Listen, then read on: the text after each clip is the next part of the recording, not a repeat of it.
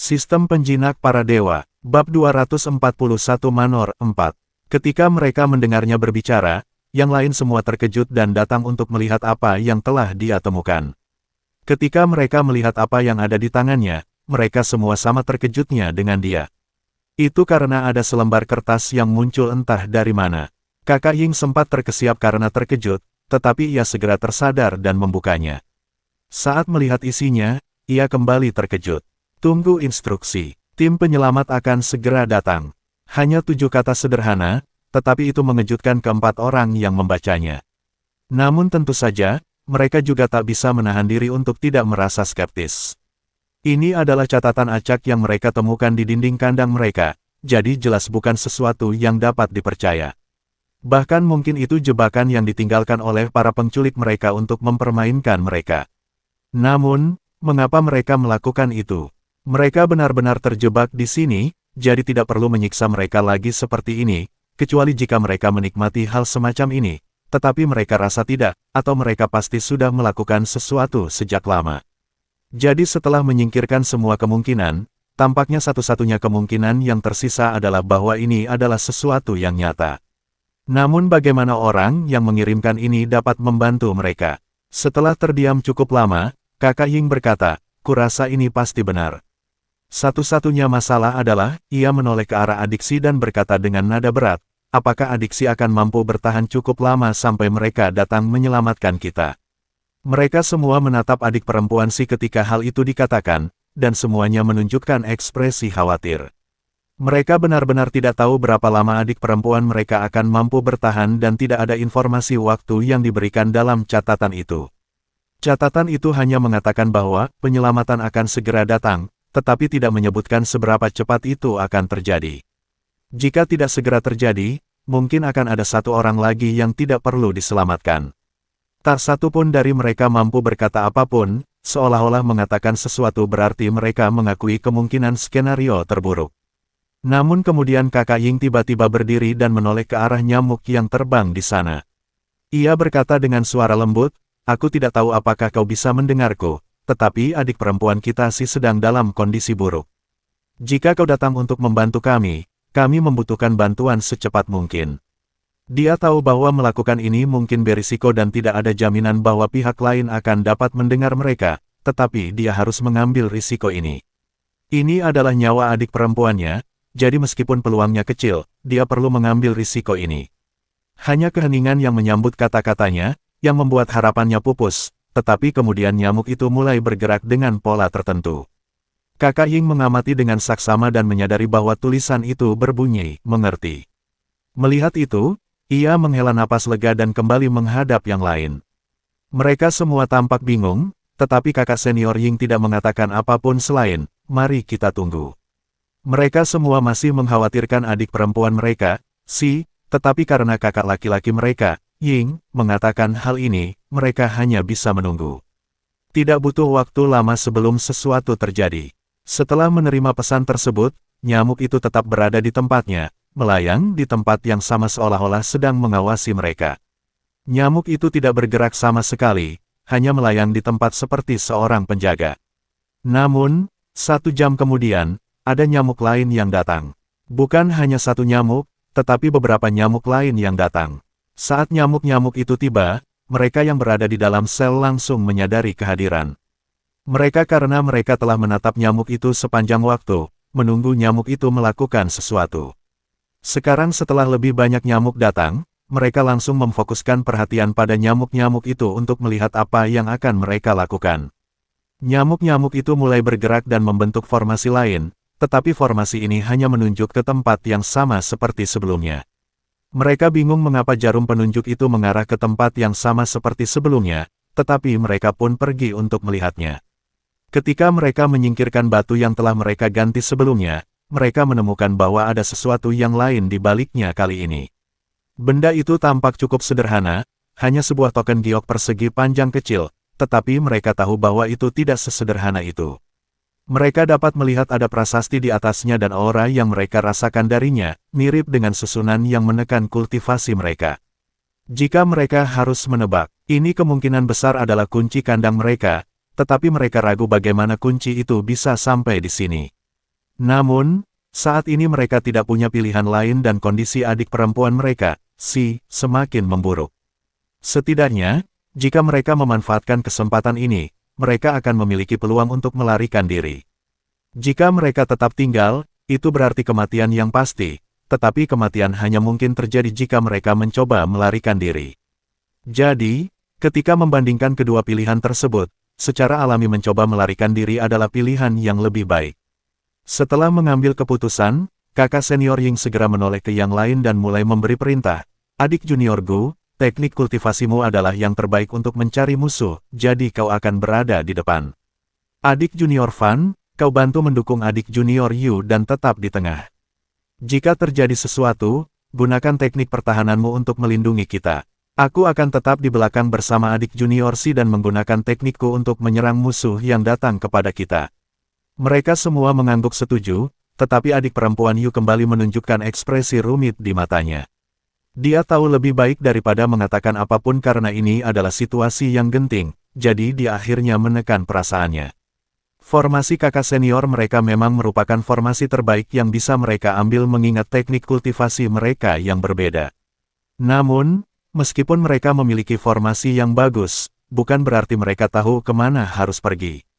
Namun, itu berubah setelah mereka menyadari bahwa nyamuk-nyamuk itu kembali membentuk formasi. Kali ini, mereka mengeja kata-kata, ikuti dengan saksama. Mereka semua terkejut, tetapi mereka tidak punya waktu untuk disia-siakan, jadi mereka mengikuti nyamuk-nyamuk yang menuntun mereka keluar dari ruangan. Namun begitu mereka keluar dari ruangan, nyamuk-nyamuk itu tiba-tiba berhenti bergerak. Kemudian mereka membentuk formasi lain yang bertuliskan, perhatikan baik-baik. Meskipun bingung, mereka tetap memperhatikan nyamuk-nyamuk itu menyebar membentuk barisan lalu terbang ke depan untuk membuat jalan di taman kediaman tersebut. Setelah membentuk jalan itu, mereka terbang kembali untuk menuliskan kata-kata, ikuti jalan ini. Kemudian mereka dengan cepat terbang kembali untuk membentuk jalur lagi. Kakak senior Ying mengerutkan alisnya sebelum melepaskan indera spiritualnya. Sekarang setelah mereka terbebas dari susunan pembatas, mereka telah mendapatkan kembali sebagian kekuatan mereka. Dialah yang memiliki tingkat kultivasi tertinggi, jadi dia memulihkan kemampuannya paling cepat. Dengan kepekaan spiritual ini, ia mampu menemukan bahwa ada susunan jebakan yang telah dipasang di sekitar mereka. Jebakan-jebakan ini jelas dipasang oleh orang-orang yang telah menangkap mereka. Adapun jalur yang dibuat nyamuk, itu adalah jalur aman di antara susunan kawat berduri bagi mereka untuk lewat. Dia takjub dengan orang yang mengendalikan nyamuk-nyamuk itu. Tidak hanya terampil melatih hewan peliharaan hingga mampu mengendalikan nyamuk dengan sangat baik, dia juga mahir dalam menyusun strategi sehingga dapat menemukan jalur aman bagi nyamuk-nyamuk tersebut. Orang ini jelas merupakan orang yang sangat berbakat, tetapi ada masalah di sana. Seingatnya, dia tidak ingat ada orang berbakat seperti ini yang menjadi bagian dari sekte cinta mereka. Seseorang yang berbakat seperti ini pasti akan terkenal di sekte cinta mereka, tetapi dia belum pernah mendengar tentang orang seperti ini sebelumnya. Jadi mungkinkah ini sebenarnya jebakan yang telah dipasang untuk mereka? Setelah berpikir sejenak, dia menggelengkan kepala dan berpikir dalam hati, tidak masalah apakah ini jebakan, ini satu-satunya jalan keluar kita. Kita akan mati mau pergi atau tidak, tetapi setidaknya ada kesempatan untuk hidup jika kita pergi. Belum lagi kekuatan kita akan pulih perlahan sekarang setelah kita keluar dari penjara. Lalu dia menoleh ke yang lain dan berkata, ikuti jalan yang telah ditunjukkan. Itulah jalan yang aman di antara deretan menara yang ditempatkan di halaman ini. Ketika mereka mendengar itu, semuanya menunjukkan ekspresi terkejut sambil melihat nyamuk-nyamuk yang terbang di sana. Pada saat yang sama, ada sedikit rasa kagum yang memenuhi hati mereka. Untuk melakukan hal seperti ini, jelas bahwa orang ini terampil tidak hanya dalam pelatihan hewan buas, tetapi juga dalam susunan sihir. Sebagai anggota sekte yang memiliki kesempatan untuk mempelajari keduanya, mereka tahu betapa sulitnya bagi seseorang untuk mencapai level ini dalam kedua hal tersebut. Adik laki-laki Gu adalah orang yang pertama maju dan dia dengan cepat berhasil melewati susunan tersebut tanpa kesulitan. Kemudian giliran adik laki-laki Fan dan adik perempuan Yu yang juga dengan cepat berhasil melewatinya. Namun, di tengah jalan, adik laki-laki Fan hampir tersandung dan jatuh ke dalam susunan tersebut. Seandainya bukan karena adik perempuan Yu yang menangkapnya dengan sedikit kekuatan yang dimilikinya, maka dia pasti sudah jatuh tersungkur ke dalam susunan tersebut. Adapun kakak laki-laki Ying, dia dengan hati-hati membimbing adik perempuan Si. Cara dia melakukannya membuat adik perempuan Yu menunjukkan ekspresi sedih saat melihatnya seperti itu. Namun, ekspresi itu hanya muncul sesaat sebelum dia menyembunyikannya. Saat ini ada hal-hal yang lebih penting untuk dikhawatirkan, jadi dia tidak punya waktu untuk mengkhawatirkan perasaan-perasaan ini. Setelah mereka semua berhasil melewatinya, nyamuk-nyamuk itu menuntun mereka melewati rumah besar itu, menyusuri banyak jalan yang berbeda hingga akhirnya mereka sampai di pintu keluar. Melihat ini, adik Gu hendak menyerbu keluar, tetapi kakak Ying tiba-tiba menahannya. Adik Gu menatap kakaknya dengan bingung, tetapi kakak Ying menunjuk ke arah nyamuk yang terbang di atas dan menyuruh mereka, tunggu. Jadi mereka hanya berdiri di sana selama beberapa menit, bertanya-tanya apa yang sedang terjadi. Hingga akhirnya pintu terbuka di depan mereka dan mereka bebas untuk keluar. Ketika kakak Ying memperhatikan pintu dengan saksama, dia menyadari bahwa ada satu susunan pertahanan terakhir yang ditempatkan di sana. Jika mereka menyerbu keluar, mereka akan memicu susunan pertahanan itu dan terbunuh karenanya. Untungnya ada seseorang yang membantu mereka dari luar. Saat mereka keluar dari rumah besar itu, mereka tak kuasa menahan napas. Mereka sudah berada di luar ketika melarikan diri dari penjara, tetapi mereka baru merasa bebas setelah meninggalkan rumah besar itu. Menghirup udara segar untuk pertama kalinya setelah sekian lama berada dalam penangkaran sungguh menyegarkan. Namun, ketika mereka hendak pergi, mereka tiba-tiba dihentikan lagi oleh nyamuk. Mereka sekali lagi mengambil jalan lain yang ingin mereka ikuti sebagai murid Sekte Cinta. Melihat ini, mereka semua menyadari bahwa mereka belum bebas. Masih ada susunan jebakan di area sekitar rumah besar itu, jadi mereka masih harus berhati-hati. Butuh waktu sekitar setengah hari bagi mereka untuk akhirnya meninggalkan barisan penghalang di sekitar rumah besar itu. Ketika mereka keluar, mereka akhirnya menyadari bahwa mereka bebas karena akhirnya terdengar suara-suara makhluk hidup di sekitar mereka. Saat mereka berada di dalam susunan tersebut, tidak ada satupun makhluk hidup karena mereka semua terhalang oleh susunan itu. Sekarang mereka akhirnya bisa bernapas lega. Bab 242 Pengkhianat. Tentu saja, mereka harus memastikannya terlebih dahulu dengan nyamuk-nyamuk itu. Melihat bahwa mereka disuruh, menunggu saja, mereka tahu bahwa akhirnya mereka bebas dan orang yang mengendalikan nyamuk akan datang menemui mereka. Orang ini telah membantu mereka sejauh ini, jadi mereka mau tidak mau merasa sedikit percaya pada orang ini. Setidaknya, mereka bisa tahu bahwa mereka berada di hutan belantara, jadi jika mereka berkeliling sendirian, akan berbahaya jika mereka bertemu dengan makhluk roh sebelum pulih. Jadi mereka tahu bahwa meskipun mereka ingin pergi sendiri, itu bukanlah pilihan. Mereka segera mengikuti nyamuk-nyamuk itu ke sebuah lahan terbuka yang telah disiapkan untuk mereka. Mereka menemukan persediaan makanan dan air yang juga menunggu mereka, jadi mereka segera mulai mengambilnya tanpa khawatir apakah itu beracun atau tidak. Mereka tidak menyangka bahwa siapapun yang menyelamatkan mereka akan begitu bosan hingga membunuh mereka dengan racun setelah membantu mereka menghindari semua jebakan yang bisa membunuh mereka sebelumnya. Kakak laki-laki Ying awalnya tidak makan dan dengan hati-hati menyuapi adik perempuannya, Si. Namun, ia dengan cepat disingkirkan oleh adik perempuannya, Yu, yang mengambil alih tugas menyuapi adik perempuan Si. Jelas terlihat di matanya ekspresi enggan, tetapi dia tidak bisa berkata apa-apa karena wanita itu telah membungkamnya dengan logika. Tidak pantas baginya memberi makan adik perempuan Si seperti itu karena mereka tidak bersama. Lebih baik adik perempuan Yu, sebagai wanita lain, yang memberi makan adik perempuan Si. Waktu berlalu saat mereka perlahan pulih dan tak lama kemudian mereka kembali memiliki kekuatan dasar.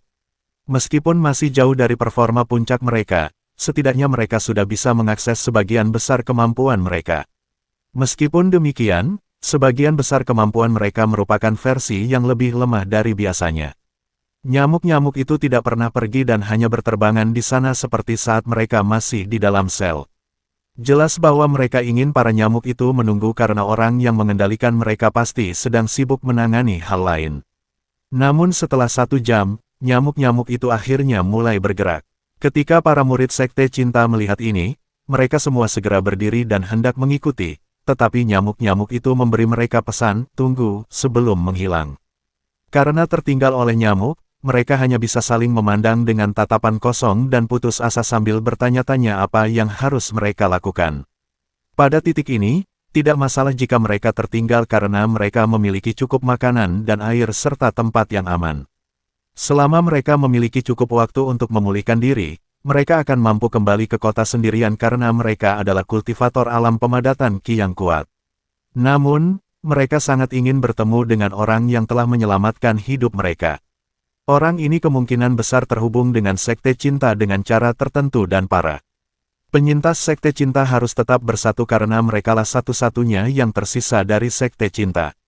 Namun tak lama kemudian, sesosok berjubah tiba-tiba muncul di salah satu pohon di depan mereka. Sosok itu memandang mereka dari atas dan berkata, "Sepertinya kalian semua selamat." Mereka semua meninggikan kewaspadaan dan menatap sosok itu, tetapi tak seorang pun dari mereka mampu mengenali orang tersebut. Kakak Ying maju dan bertanya, "Teman ini, apakah kau yang menyelamatkan kami?" Sosok itu mengangguk sebelum mengangkat sebuah token bertuliskan, "Sekte Cinta," untuk mereka. Kemudian dia berkata, "Kurasa kalian seharusnya mengenali ini." Saat melihat token itu, mereka tak kuasa menahan rasa terkejut. Itu karena token ini adalah token yang hanya dipegang oleh pemimpin sekte dari sekte cinta. Sejauh yang mereka ketahui, token ini seharusnya berada di adik perempuan mereka, Mu. Jadi, jika orang ini memiliki token tersebut, dia mungkin terkait dengan adik perempuan mereka, Mu, atau dia membunuhnya dan mencurinya darinya. Namun jika dia membunuh wanita itu, tidak masuk akal jika dia tidak membunuh mereka semua juga. Jadi, penjelasan yang lebih mungkin adalah bahwa orang ini memiliki hubungan keluarga dengan adik perempuannya, Mu. Kakak Ying sedikit tenang, tetapi dia masih waspada saat bertanya, "Di mana adikmu?" Sosok itu berkata dengan suara santai, "Tuan sedang sibuk dengan hal lain saat ini, jadi dia tidak bisa datang secara pribadi." Menguasai, semua murid sekte cinta mengulanginya bersamaan sambil saling memandang dengan tatapan kosong. Namun, mereka tidak punya alasan untuk meragukan orang ini karena dia sudah melakukan semua itu untuk membantu mereka. Jadi mereka segera menerimanya dan kakak Ying bertanya, "Apa yang harus kita lakukan sekarang? Apakah ada tempat aman untuk kita bersembunyi?" Sosok itu mengangguk sebelum berkata, "Ya, tempat aman sudah disiapkan." Kemudian setelah jeda, dia menambahkan, "Namun, sebelum kita pergi, mari kita selesaikan satu hal terlebih dahulu." Mereka semua menunjukkan ekspresi bingung ketika mendengar hal itu. Sebelum ada di antara mereka yang sempat bertanya ada apa, sosok itu tiba-tiba menunjuk ke arah adikku dan bertanya, "Kau pikir kau bisa terus bersembunyi selama berapa lama?" Semua orang menoleh dan menatap adikku dengan tatapan aneh sebelum kakak Ying bertanya, "Keponakan bela diri, apa yang kau bicarakan?" "Adikku tidak menyembunyikan apapun, dia selalu bersama kita selama ini." Sosok itu terkekeh sebelum berkata, "Dia bersembunyi dengan sangat baik, jadi kau tidak menyadari apapun. Namun, apakah kau tidak memikirkan hal aneh apapun yang terjadi di sepanjang jalan?" Saat dia mengatakan itu, mereka pun terhanyut dalam lamunan. Pada saat itu, adik laki-laki Gu berkata dengan panik, "Keponakan seperjuangan, aku yakin kau salah, aku tidak pernah menyembunyikan apapun. Kita semua berasal dari sekte cinta di sini, bagaimana mungkin aku menyembunyikan sesuatu dari keluargaku?" Sosok itu tertawa kecil lagi sebelum berkata, "Susunan ilusimu tidak buruk, hanya saja sayang sekali kau tidak bisa menipu mataku." Ketika mendengar itu, adik laki-laki Gu tak kuasa menahan diri untuk mengerutkan alisnya. Sosok itu melanjutkan, "Saat kau menjegal Paman Fan tadi dan saat kau mencoba mengaktifkan susunan sihir dengan menerobos pintu, apakah kau pikir tidak ada yang melihat?" Wajah adik laki-laki Gu berubah sedingin es ketika mendengar ini, bahkan muncul tatapan penuh kebencian. Semua yang lain menunjukkan ekspresi aneh saat mereka menatap adik laki-laki Gu. Memang, semua kejadian itu tampak sangat aneh. Adik laki-laki Fan memiliki teknik pertahanan terbaik di antara mereka semua, jadi dia biasanya sangat stabil dalam gerakannya. Seharusnya tidak mungkin baginya untuk tersandung seperti itu, bahkan jika dia sedang melemah. Selain itu, cara adik laki-laki Gu menerobos masuk ke pintu juga mencurigakan. Biasanya, dia adalah orang yang sangat tenang dan tidak akan bertindak seperti itu bahkan jika mereka berada dalam situasi berbahaya. Jadi mengapa dia bertindak hampir sepenuhnya berbeda dari biasanya hari ini? Melihat semuanya telah terungkap, Adik laki-laki Gu tiba-tiba tertawa terbahak-bahak dengan tawa yang menggema di seluruh hutan ini. Hanya mendengarnya saja membuat hati mereka terasa sakit, seolah-olah sedang dicabik-cabik. Setelah sekian lama, akhirnya ia berhenti tertawa dan menatap sosok berjubah itu lalu berkata, "Aku tidak tahu bagaimana kau melakukannya, tapi kau benar-benar berhasil. Apa kau benar-benar berpikir kau bisa melakukan apa saja dengan membongkar penyamaranku seperti ini?" Dia menyipitkan matanya untuk menatap sosok berjubah itu sebelum melanjutkan, "Meskipun kau kuat, kau hanya berada di alam fondasi." Dia memperlihatkan senyum mengejek sambil berkata, "Aku yakin kau mengira bisa menyembunyikannya dengan jubah itu, tetapi jubah itu tidak bisa menyembunyikan apapun dari indera spiritualku." Lalu dia menatap orang-orang lain yang telah waspada terhadapnya dan berkata, "Atau kalian pikir mereka bisa membantu kalian? Orang-orang bodoh yang setengah mati ini, aku bisa menghabisi mereka semua hanya dengan satu jari." Setelah mengatakan itu, dia kembali tertawa terbahak-bahak. Bahkan orang bodoh pun akan bisa memahami situasinya. Kakak Ying menatap tajam adik Gu, dan berkata, "Siapa kau dan apa yang telah kau lakukan pada adik Gu?" Adik Gu menatap kakaknya dan berkata, "Apakah kau benar-benar merasa berhak menanyakan ini padaku?" Kemudian setelah tertawa lagi, dia berkata, "Aku tadinya mau menunggu untuk melihat tempat persembunyian seperti apa yang kau miliki, tetapi karena kau tidak bisa menunggu, aku akan mengurus kalian semua sekarang juga." Dengan lambaian tangannya, susunan ilusi itu menghilang dan seorang lelaki tua berpenampilan jahat muncul. Wajahnya begitu keriput sehingga hampir bisa disalahartikan sebagai wajah kerangka. Dia mengangkat tangannya dan energi gelap muncul, membuat semua orang yang hadir merinding. Dia menoleh ke belakang untuk melihat sosok berjubah itu dan berkata, "Kurasa aku akan mulai denganmu. Jika bukan karena kamu, semuanya akan berjalan sempurna." Dia mengangkat tangannya dan energi gelap itu menciptakan bola yang dilemparkannya ke arah sosok berjubah tersebut. Namun, sosok berjubah itu bahkan tidak bergerak ketika melihat bola energi gelap itu datang ke arahnya. Dia hanya berdiri di sana seolah-olah yakin bahwa dia akan mampu menahannya. Bola energi gelap itu sebenarnya tidak bergerak secepat itu karena itu hanya sebuah uji coba. Pria tua itu tidak menyangka bahwa sosok berjubah itu tidak memiliki kartu truf. Jadi dia menggunakan kartu itu untuk memaksa sosok berjubah tersebut menunjukkan kartunya. Namun, sosok berjubah itu sama sekali tidak bergerak saat bola energi gelap menghantam penghalang di depannya. Bola itu langsung terpencar dan kemudian menghilang menjadi gumpalan energi gelap. Pria tua itu menyipitkan matanya yang cekung untuk melihat penghalang itu sebelum tersenyum dan berkata, "Hanya dengan ini. Kau pikir kau bisa mengandalkan ini saja untuk menghentikanku?" Kemudian dia tertawa terbahak-bahak sebelum berkata, "Aku heran mengapa kau begitu percaya diri, tapi hanya ini yang kau punya." Ini benar-benar lelucon. Matanya menjadi dingin saat dia mengumpulkan energi gelap di sekelilingnya menjadi sebuah pusaran. Dia menatap langsung sosok berjubah itu dan berkata, "Jika hanya itu yang kau punya, maka aku tidak akan bermain-main denganmu lagi." Dengan lambaian tangannya, pusaran energi gelap itu berubah bentuk menjadi tombak dan melesat tepat ke arah penghalang. Tanpa ragu, tombak itu menembus penghalang dan melesat melewati sosok berjubah itu. Pria tua itu mendongak menatapnya dengan senyum sinis dan bertanya, "Ada lagi?" Sebelum dia sempat menyelesaikan kalimatnya, dia dihempaskan ke tanah oleh bola energi spiritual berwarna biru. Bab 243 Reuni. Sosok berjubah itu tentu saja Lin Fan. Saat melihat lelaki tua itu dibanting ke tanah, dia menarik jubahnya dan berkata sambil tersenyum, "Ya, itu." Pria tua itu ingin bangkit dan melawan balik, tetapi sebelum dia sempat melakukannya, beberapa bila energi spiritual jatuh menimpanya. Bila-bila energi spiritual itu diarahkan dengan sempurna sehingga memotong keempat anggota tubuhnya. Pria tua itu tak kuasa menahan jeritan kesakitan, tetapi ia tak bisa berbuat apa-apa selain meronta-ronta tanpa anggota tubuh. Setelah pulih dari rasa sakit yang tiba-tiba itu, dia segera melihat sekelilingnya untuk mencari sumber serangan tersebut, tetapi dia mendapati bahwa dia sama sekali tidak dapat menemukan penyerangnya. Dia tahu bahwa mustahil bagi Lin Fan untuk menyerangnya dengan serangan setingkat ini, jadi pasti ada seseorang yang bersembunyi di hutan. Jika dia ingin memiliki kesempatan untuk bertahan hidup, dia harus menemukan orang ini terlebih dahulu sebelum dia bisa bergerak. Karena mereka tidak mau menunjukkan diri, dia harus melakukan sesuatu agar mereka muncul. Lalu lelaki tua itu berteriak, bersembunyi di kegelapan seperti ini dan menyergap seseorang, apakah kau tidak malu? Kenapa kau tidak keluar dan menunjukkan dirimu? Namun saat suaranya terdengar, tidak ada satu pun gerakan.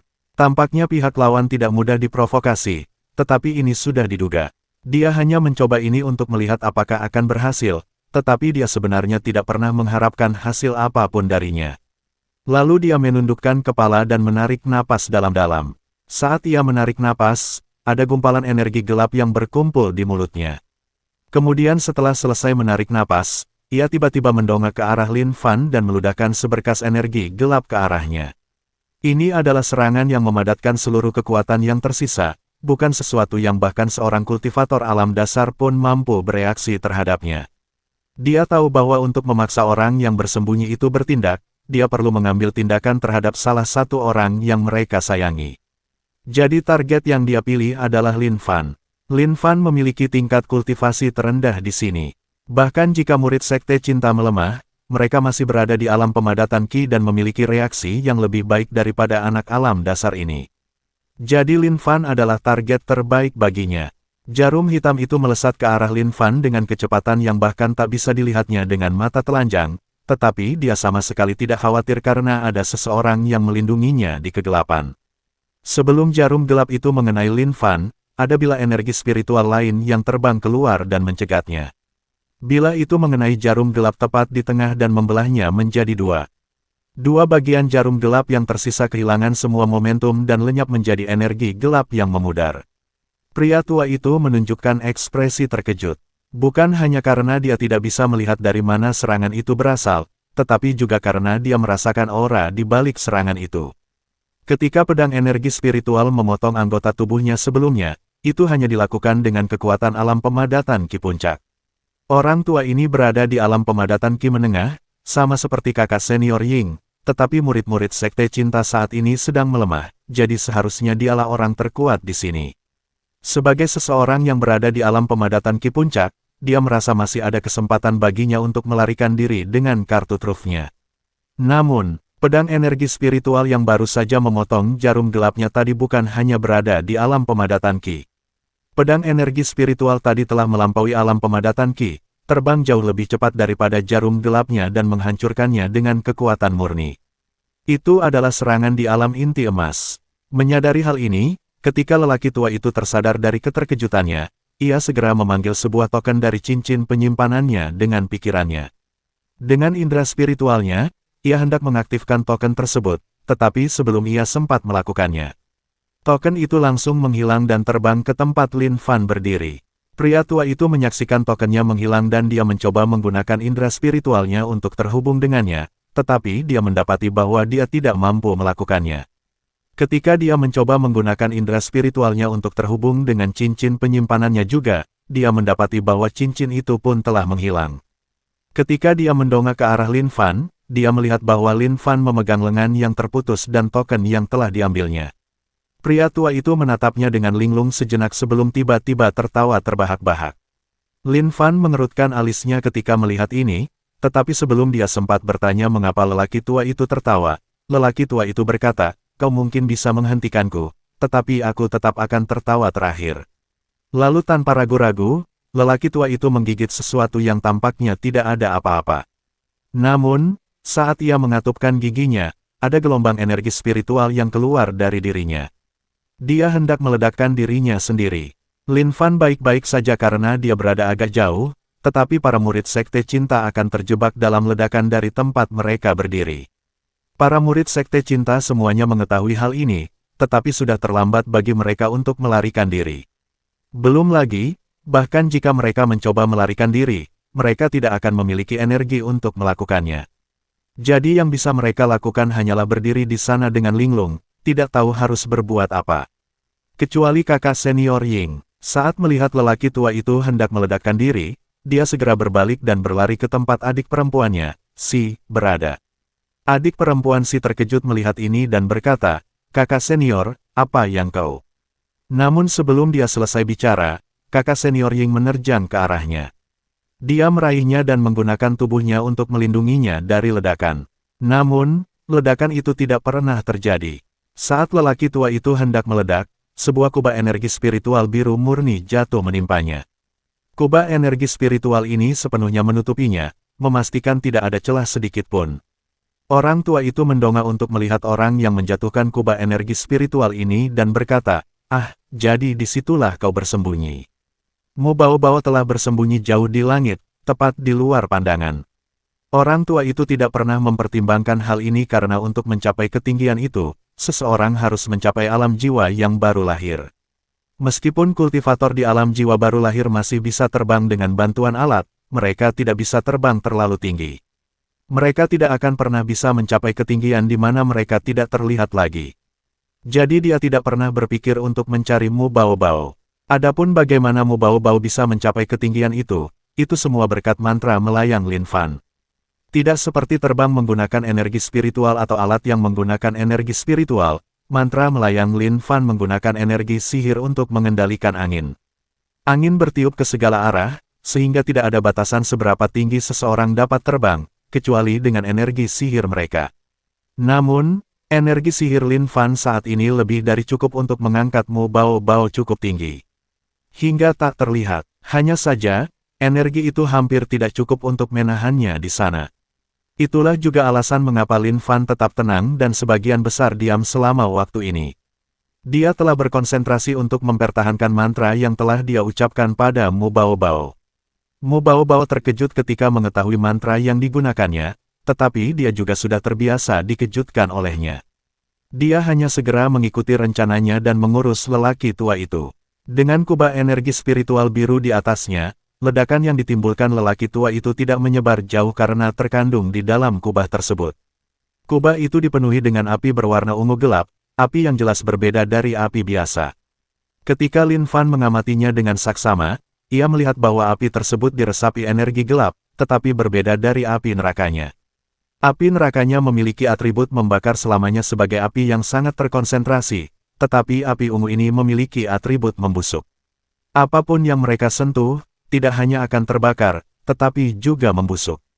Setelah ledakan, karena tidak ada udara sama sekali di dalam kubah energi spiritual biru, api ungu dengan cepat menghilang dan menampakkan sesosok mayat yang tergeletak di sana. Namun, ketika mereka melihat lebih dekat pada mayat itu, mereka terkejut menemukan bahwa itu bukanlah mayat sama sekali. Itu adalah boneka yang terbuat dari kayu dan apa yang tampak seperti tulang. Ada inti berwarna ungu yang memiliki retakan tepat di tengahnya, yang terletak di tengah boneka yang masih bercahaya itu. Saat kobaran api menghilang, terdengar suara yang menggema dari inti ungu itu, "Kau mungkin telah lolos hari ini, tetapi ketahuilah bahwa kau tidak bisa bersembunyi selamanya. Mu Baobao, aku tahu kau ada di sana. Ketahuilah bahwa kaulah yang sebenarnya kami inginkan." Kemudian dengan tawa cekikikan lainnya, cahaya inti ungu itu memudar hingga benar-benar redup dan tidak ada jejak cahaya yang tersisa di inti ungu tersebut.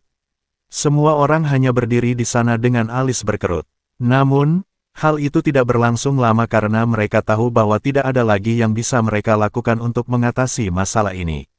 Setelah akhirnya mereka aman, kaki para murid Sekte Cinta menjadi lemas dan mereka roboh di tempat mereka berdiri. Kaki Lin Fan juga lemas dan dia jatuh terduduk di dahan pohon itu. Dibutuhkan cukup banyak kekuatan sihir untuk menjaga Mu Baobao tetap melayang di udara, jadi itu benar-benar sulit baginya juga. Setelah mereka pingsan, adik perempuan Si menyadari ada sesuatu yang tidak beres dan segera berkata, "Kakak, bisakah kau turun dariku?" Aku mulai kesulitan bernapas. Karena dia sedang menggendongnya, ketika mereka terjatuh, Kakak Ying berada di atas adik Si dalam posisi yang sangat canggung. Kakak Ying sempat linglung karena aroma yang berasal dari adik Si, tetapi ketika Si berbicara, ia tidak punya pilihan selain bergerak. Jadi dia berdiri dan membantunya berdiri sebelum bertanya, "Adik Si, apakah kamu baik-baik saja?" Adik perempuan Si mengangguk sambil tersenyum sebelum menoleh ke yang lain dan bertanya, "Apakah semuanya baik-baik saja?" Adik perempuan Yu duduk di sana dengan ekspresi terluka dan kecewa, tetapi dia sekali lagi menekan perasaannya dan berkata, Aku baik-baik saja." Adik laki-laki Fan hanya tersenyum getir sambil mengangguk setuju. Dialah satu-satunya yang kesepian di sini. Dulu lebih mudah ketika adik laki-lakinya, Gu, bersama mereka, tetapi sekarang dia sendirian menjadi pusat dari segitiga cinta ini. Namun, ketika adik laki-laki Gu terlintas dalam pikirannya, dia juga tak bisa menahan rasa sedih. Adik laki-laki bernama Gu yang bersamanya beberapa hari terakhir ternyata palsu, jadi di mana adik laki-laki mereka yang asli, Gu? Setelah memastikan bahwa mereka semua baik-baik saja, mereka akhirnya menoleh ke Mu Baobao. Mereka semua berlinang air mata sambil berkata, adik perempuanmu. Mu Baobao juga berlinang air mata saat memandang mereka semua. Dari penampilan mereka, ia bisa tahu bahwa mereka pasti telah menderita selama masa penawanan. Dia mengangguk dan berkata, ya, ini aku. Bab 244 Boneka. Setelah meluangkan waktu untuk menenangkan diri, Mu Baobao tiba-tiba teringat sesuatu. Dia menoleh ke arah Lin Fan yang masih duduk di atas pohon dan segera melompat ke arahnya. Melihat raut wajahnya yang lelah, dia bertanya dengan suara khawatir, apakah kamu baik-baik saja? Lin Fan memperhatikan mereka berdua mengobrol dan melihat raut wajahnya yang bahagia. Dia tidak ingin mengganggu mereka. Tapi sekarang karena dia ada di sini mengkhawatirkannya, ada perasaan hangat yang memenuhi hatinya. Dia hanya melambaikan tangannya dan berkata sambil tersenyum, saya baik-baik saja. Hanya sedikit lelah. Mu Baobao masih memasang ekspresi khawatir di wajahnya, tetapi melihat bahwa dia tampak sedikit lebih baik, dia mengangguk dan berkata, ya. Namun, dia tetap dengan hati-hati menghampirinya dan membantunya turun dari pohon. Ketika mereka kembali turun, semua murid Sekte Cinta lainnya tidak bisa menahan diri untuk tidak memandang mereka berdua dengan tatapan aneh. Seingat mereka, adik perempuan mereka, Mu, tidak pernah menunjukkan ketertarikan pada laki-laki. Dia ramah dan baik hati, tetapi dia tidak pernah memiliki hubungan dekat seperti ini di mana dia akan mendukung seorang pria seperti ini. Bahkan bisa dikatakan bahwa dia biasanya menjauh ketika didekati oleh laki-laki. Mungkinkah pria yang menyebut dirinya, muridnya, itu sebenarnya telah memaksakan diri padanya? Meskipun hal itu tampak sangat tidak mungkin mengingat perbedaan tingkat kultivasi di antara mereka. Bagaimana mungkin Mu Baobao tidak menyadari cara aneh mereka memandanginya? Dia tidak menyukai perasaan ini, terutama cara mereka memandang Lin Fan, jadi dia berkata, kalian semua seharusnya tahu aturan Sekte Cinta kami. Mereka terkejut mendengar perkataannya itu, tetapi mereka juga mengangguk sebagai tanggapan. Aturan Sekte Cinta adalah mereka bebas mencintai siapapun yang mereka inginkan. Itulah fondasi yang menjadi dasar berdirinya Sekte Cinta dan aturan yang diikuti oleh setiap anggota sekte. Jadi itu berarti bahwa meskipun mereka memiliki hubungan yang aneh, anggota sekte lainnya tidak bisa menghakimi. Mu Baobao kemudian menambahkan, apakah kau benar-benar berpikir dia akan mampu memaksakan diri padaku?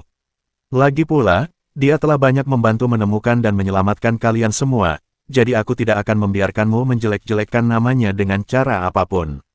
Para murid Sekte Cinta terkejut mendengar betapa tegasnya nada bicara Mu Baobao. Namun, hal itu juga memperjelas perasaannya terhadap Lin Fan dan seperti apa hubungan di antara mereka. Lin Fan menunjukkan senyum aneh ketika mendengar ini. Mu Baobao tidak melewatkan hal ini dan langsung menatapnya dengan tajam. Sebagai respons terhadap hal tersebut, Lin Fan mengangkat tangannya tanda menyerah. Melihat ini, para murid Sekte Cinta tak kuasa menahan senyum tipis. Tampaknya hubungan antara Lin Fan dan Mu Baobao cukup baik sehingga mereka bahkan bisa bermain-main seperti ini. Mereka tentu saja senang karena adik bungsu mereka, Mu, menemukan seseorang yang bisa membuatnya bahagia. Mereka semua telah menyaksikan pertumbuhannya sebagai adik bungsu mereka. Jadi mereka semua menyayanginya seperti adik perempuan kandung mereka sendiri. Adapun fakta bahwa mereka memperkenalkan diri sebagai guru dan murid, mereka tidak mempermasalahkannya. Sekte Cinta telah dipenuhi dengan berbagai macam hubungan aneh sehingga mereka sudah terbiasa dengan hal ini. Hubungan guru dan murid bukanlah sesuatu yang jarang terjadi di Sekte Cinta, bahkan hampir membosankan mengingat berapa kali hal itu terjadi dalam sejarah Sekte Cinta. Sekte Cinta mereka lebih peduli pada kebahagiaan hubungan mereka sendiri daripada apa yang orang lain pikirkan tentang hubungan tersebut. Setelah mereka semua diperkenalkan dan selesai saling menyapa, mereka kembali memperhatikan kawah yang terbentuk di tanah. Disinilah, adik laki-laki mereka, Gu, meledakkan dirinya. Di tengah kawah terdapat puing-puing yang hangus, tetapi mereka masih bisa melihat bentuk umumnya. Itu adalah boneka berasap dengan inti yang hancur tergeletak di tengah kawah ini.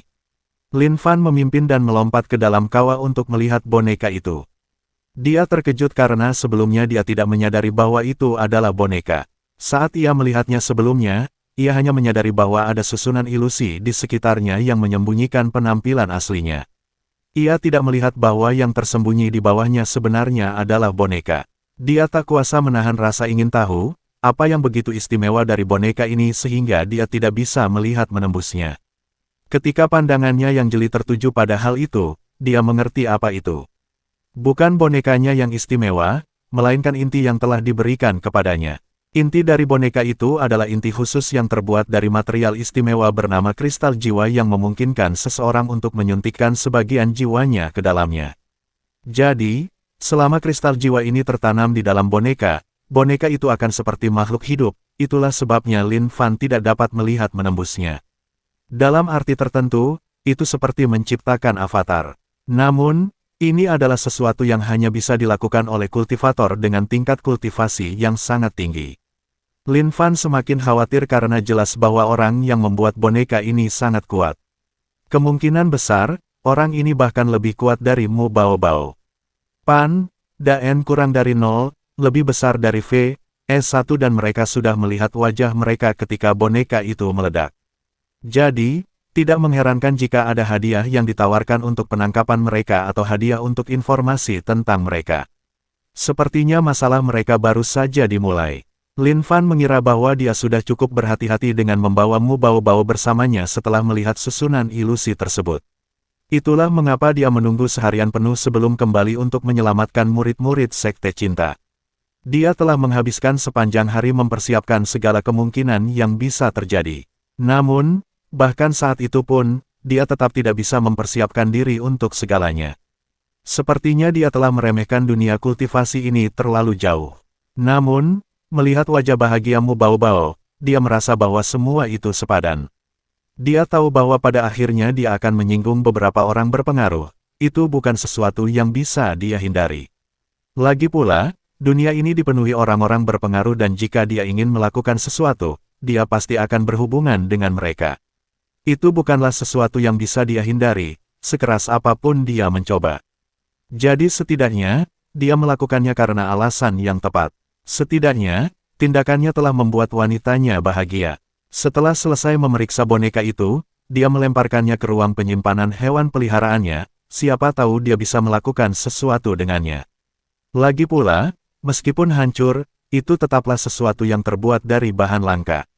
Jika ada kemungkinan dia bisa memulihkannya, itu berarti dia akan mendapatkan alat yang ampuh. Lagi pula, dia tidak akan kehilangan apapun jika tetap membawanya. Jadi sebenarnya tidak ada alasan untuk tidak menerimanya. Ketika dia keluar, dia mendapati para murid Sekte Cinta sedang asyik berdiskusi tentang sesuatu. Namun, dia tidak merasa aneh karena mereka saat ini berada dalam situasi yang genting. Ada musuh tak dikenal yang mengejar mereka dan sulit bagi mereka untuk memutuskan siapa yang harus dipercaya karena kakak laki-laki mereka, Han, yang mereka yakini berada di pihak mereka, sebenarnya adalah pengkhianat yang bekerja untuk musuh. Jika mereka kembali berpisah, akan sulit bagi mereka untuk menemukan sekutu. Jadi mereka harus hati-hati mendiskusikan rencana mereka selanjutnya. Namun Lin Fan lah yang memberi mereka solusi. Kamu bisa ikut bersama kami. Mu Baobao terkejut ketika mendengar hal itu.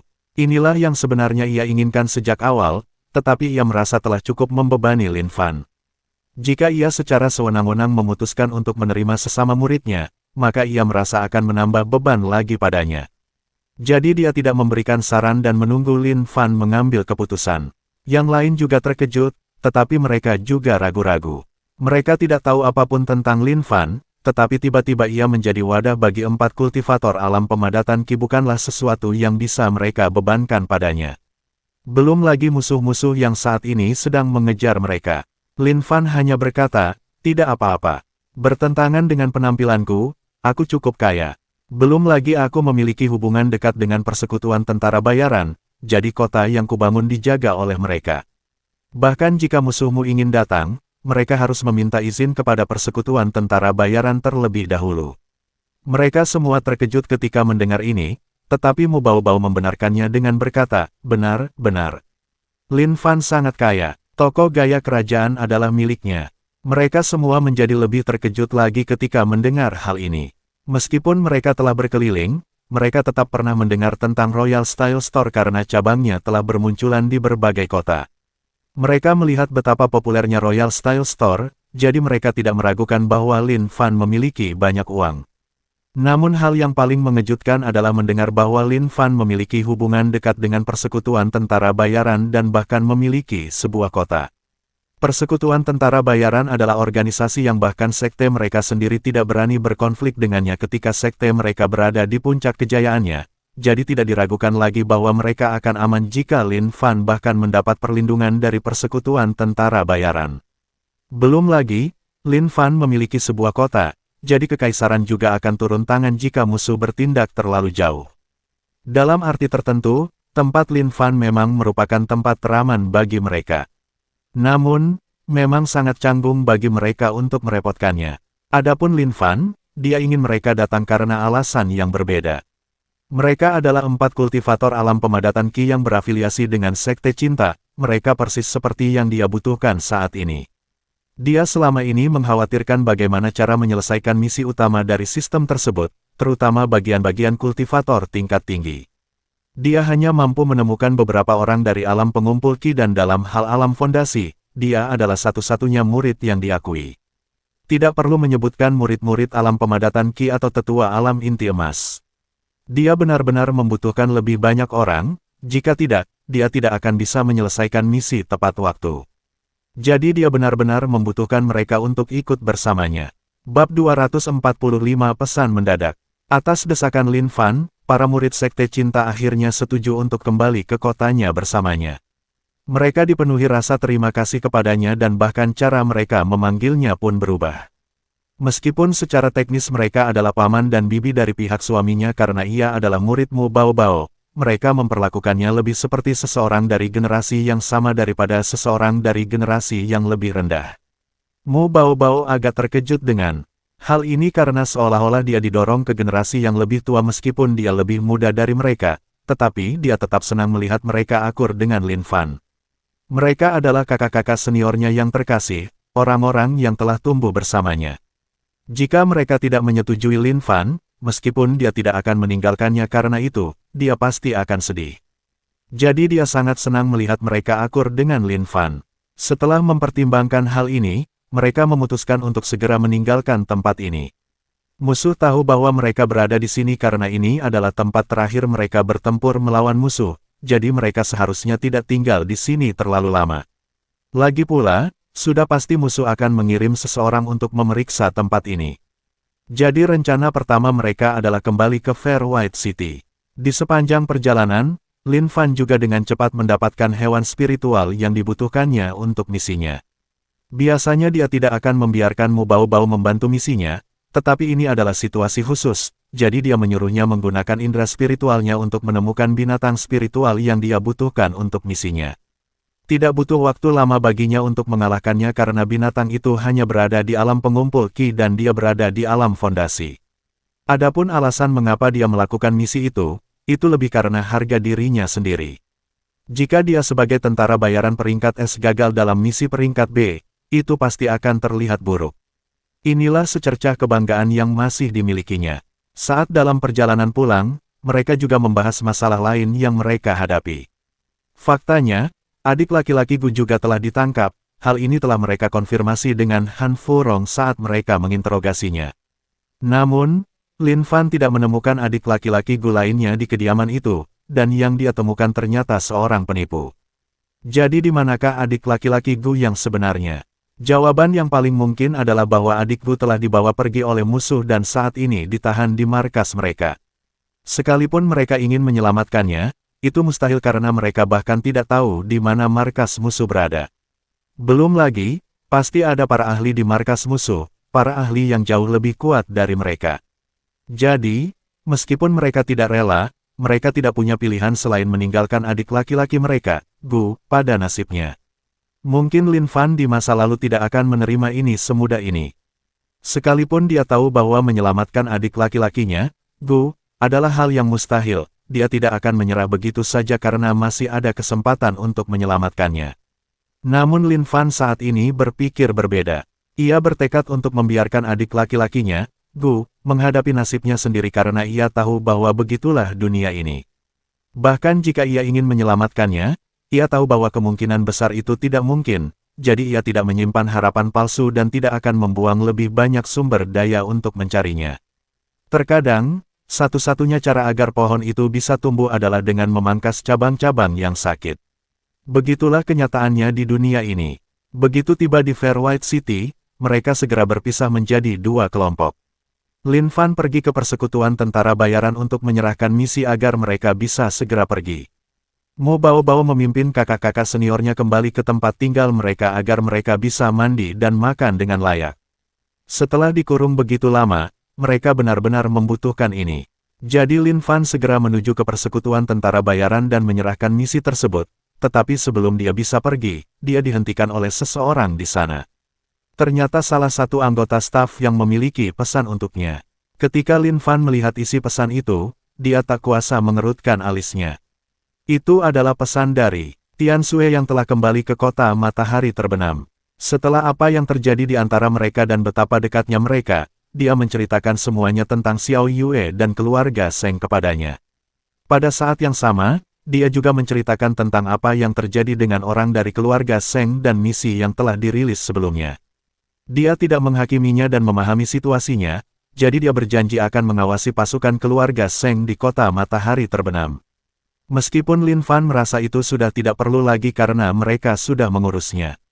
Namun kini tampaknya Lin Fan salah. Jika dia sendiri yang mengawasi mereka, dia pasti akan melewatkannya, tetapi berbeda bagi Tian Xue yang merupakan presiden cabang persekutuan tentara bayaran di kota matahari terbenam. Jaringan informasi yang telah dia bangun tidak dapat dibandingkan dengan jaringan informasi miliknya. Begitu pengawal dari keluarga Seng tiba, dia langsung menerima kabar tersebut. Meskipun dia tidak yakin untuk apa pengawal ini berada di sini, dia datang ke sini dalam kapasitas resmi untuk bertemu dengan penguasa kota. Berdasarkan dugaannya, kemungkinan besar ini terkait dengan para pelayan keluarga Seng yang menghilang terakhir kali, jadi mereka datang ke sini untuk menyelidiki. Meskipun tampaknya agak terlambat, dia juga membenarkan bahwa ini normal karena hal-hal kecil seperti ini biasanya diabaikan dalam keluarga besar seperti keluarga Seng. Hal-hal seperti itu hanya akan diurus ketika tidak ada hal lain yang bisa dilakukan. Tian Xue berjanji akan mengawasi orang dari keluarga Seng itu, tetapi dia juga menghiburnya dengan mengatakan bahwa ini kemungkinan besar bukan hal penting. Lin Fan tidak meragukannya, tetapi dia merasa aneh bahwa keluarga Seng masih mengirim seseorang ke sini. Mungkinkah Xiao Yue memiliki kebutuhan khusus akan benih Taois tersebut? Jika memang demikian, maka biaya jasa perawatan gigi yang dikirimkan ini tidaklah normal. Namun, tanpa informasi apapun saat ini, sulit baginya untuk mengambil keputusan. Dia memutuskan untuk menyerahkannya kepada Tian Xue karena dia mempercayai penilaiannya. Lagi pula, dia tidak akan menjadi presiden cabang persekutuan tentara bayaran jika dia tidak memiliki kemampuan ini. Dia tidak mengirim pesan balasan kepadanya melalui persekutuan tentara bayaran karena dia tidak tahu siapa yang bisa dia percayai. Jadi dia memutuskan untuk mengirim pesan kepadanya melalui jaringannya sendiri di toko gaya kerajaan setelah dia kembali. Ketika ia tiba di kediaman tempat semua orang menunggu, ia melihat bahwa mereka semua telah mandi dan berganti pakaian. Ia juga bisa mencium aroma makanan yang sudah dimasak dan dimakan. Setelah dibersihkan, mereka memang terlihat jauh lebih baik. Mereka tampak seperti yang diharapkan dari seorang kultivator, mereka semua terlihat sangat tampan dan cantik. Bahkan kakak senior Fan, yang agak gemuk, terlihat cukup tampan. Namun, semuanya memasang wajah muram saat mengelilingi Mo Bao. Lin Fan merasa ada sesuatu yang aneh, jadi dia menghampirinya untuk membantunya. Namun, begitu dia datang, dia langsung dikelilingi oleh kakak-kakak dan adik-adiknya. Kakak senior Ying memimpin dan berbicara mewakili semua orang dengan mengatakan, "Saya dengar kalian menahan Han Furong di sini. Kami ingin bertemu dengannya." Lin Fan terkejut mendengar ini, jadi dia menoleh ke arah Mo Bao yang dengan cepat menjelaskan semuanya dengan suara rendah. Ternyata, dia secara tidak sengaja memberitahu mereka bahwa mereka masih menahan Han Furong. Mereka sudah tahu bahwa dia telah menangkap Han Furong dan mendapatkan informasi tentang rumah besar itu darinya, tetapi mereka tidak tahu bahwa dia masih menahan Han Furong. Begitu mereka mengetahui fakta ini, mereka langsung ingin bertemu dengannya. Itu adalah Kesalahannya sehingga mereka ditangkap sejak awal, jadi mereka punya dendam yang harus dibalaskan. Namun, Mo Baobao tidak mau memberitahu mereka di mana dia berada. Dia merasa tidak pantas melakukan itu karena Lin Fan mungkin masih membutuhkan Han Furong, itulah sebabnya dia masih mengurungnya. Namun ketika Lin Fan mendengar ini, dia tak kuasa menahan senyum hangat sambil menepuk kepalanya. Kemudian dia menoleh ke kakak-kakak senior dan berkata, "Baiklah, aku akan mengantar kalian kepadanya." Mo Baobao terkejut mendengarnya dan tanpa sadar menarik lengan bajunya sambil menunjukkan rasa penasaran. Lin Fan menjelaskan, "Aku menahannya karena kupikir kakak-kakakmu ingin membalas dendam." Kemudian dia berkata dengan suara lebih rendah dan dingin, "Aku tidak bisa memaafkannya atas apa yang telah dia lakukan, lagi pula itu akan menjadi beban jika kita membiarkannya pergi, bukankah begitu?" Mo Baobao mengangguk sebelum menunjukkan tatapan tegas. Namun kemudian, ia tiba-tiba mengumpulkan keberanian untuk maju dan mencium pipi Lin Fan. Dia sebenarnya malu melakukan hal-hal seperti ini di depan kakak-kakak seniornya, tetapi dia tidak bisa menahan diri setelah mendengar apa yang dikatakan Lin Fan. Lin Fan selalu melakukan semua hal ini karena memikirkan dirinya, sehingga dia merasa jika dia tidak melakukan apapun untuk menunjukkan rasa terima kasihnya, itu akan salah baginya. Jadi satu-satunya hal yang terlintas di pikirannya adalah memberinya ciuman seperti ini. Ketika kakak-kakak senior melihat ini, mereka semua tersenyum canggung. Meskipun mereka adalah murid sekte cinta, mereka fokus pada kultivasi mereka dan belum mempelajari teknik kultivasi ganda. Mereka masih sangat muda dan belum berpengalaman, jadi mereka sebenarnya tidak memiliki pasangan kultivasi. Adik perempuan Yu tak kuasa menahan rasa iri saat melihat ini. Bukan karena dia cemburu pada Lin Fan, tetapi dia cemburu karena Mo Baobao memiliki seseorang untuk melakukan hal ini bersamanya. Seandainya saja kakak Ying, Lin Fan tersenyum dan menepuk kepalanya sebelum membawa mereka ke ruang bawah tanah tempat mereka menahan Han Furong. Saat mendengar suara-suara itu, Han Furong menunjukkan ekspresi penuh harap. Lin Fan mengatakan bahwa dia akan membiarkannya pergi setelah memastikan kebenaran perkataannya. Meskipun dia tidak tahu bagaimana Lin Fan akan melakukannya, dia berharap Lin Fan akan menepati janjinya karena itu satu-satunya jalan keluar baginya. Dia sudah menunggu lama, jadi ketika akhirnya mendengar suara-suara itu, dia merasa penuh harapan. Namun begitu ia melihat siapa orang itu, wajahnya berubah muram dan raut harapan pun lenyap. Bab 246 meninggalkan kota putih yang indah. "Adik-adikku, kulihat kalian semua baik-baik saja," kata Han Furong sambil tersenyum canggung. Cara dia mengatakannya, seolah-olah bukan dia yang mengkhianati mereka sejak awal. Ketika mendengar perkataannya, para murid sekte cinta tak kuasa menahan rasa jijik mereka. Melihat ekspresi jijik di wajah mereka, Han Furong tahu bahwa cara ini tidak berhasil, jadi dia mencoba pendekatan yang berbeda. Dia tersenyum ramah dan berkata, "Saudara-saudari junior, kalian tahu bahwa aku hanya melakukan apa yang harus kulakukan. Tidak mudah untuk bertahan hidup setelah sekte cinta kita hancur, aku hanya bisa memilih cara bertahan hidup ini."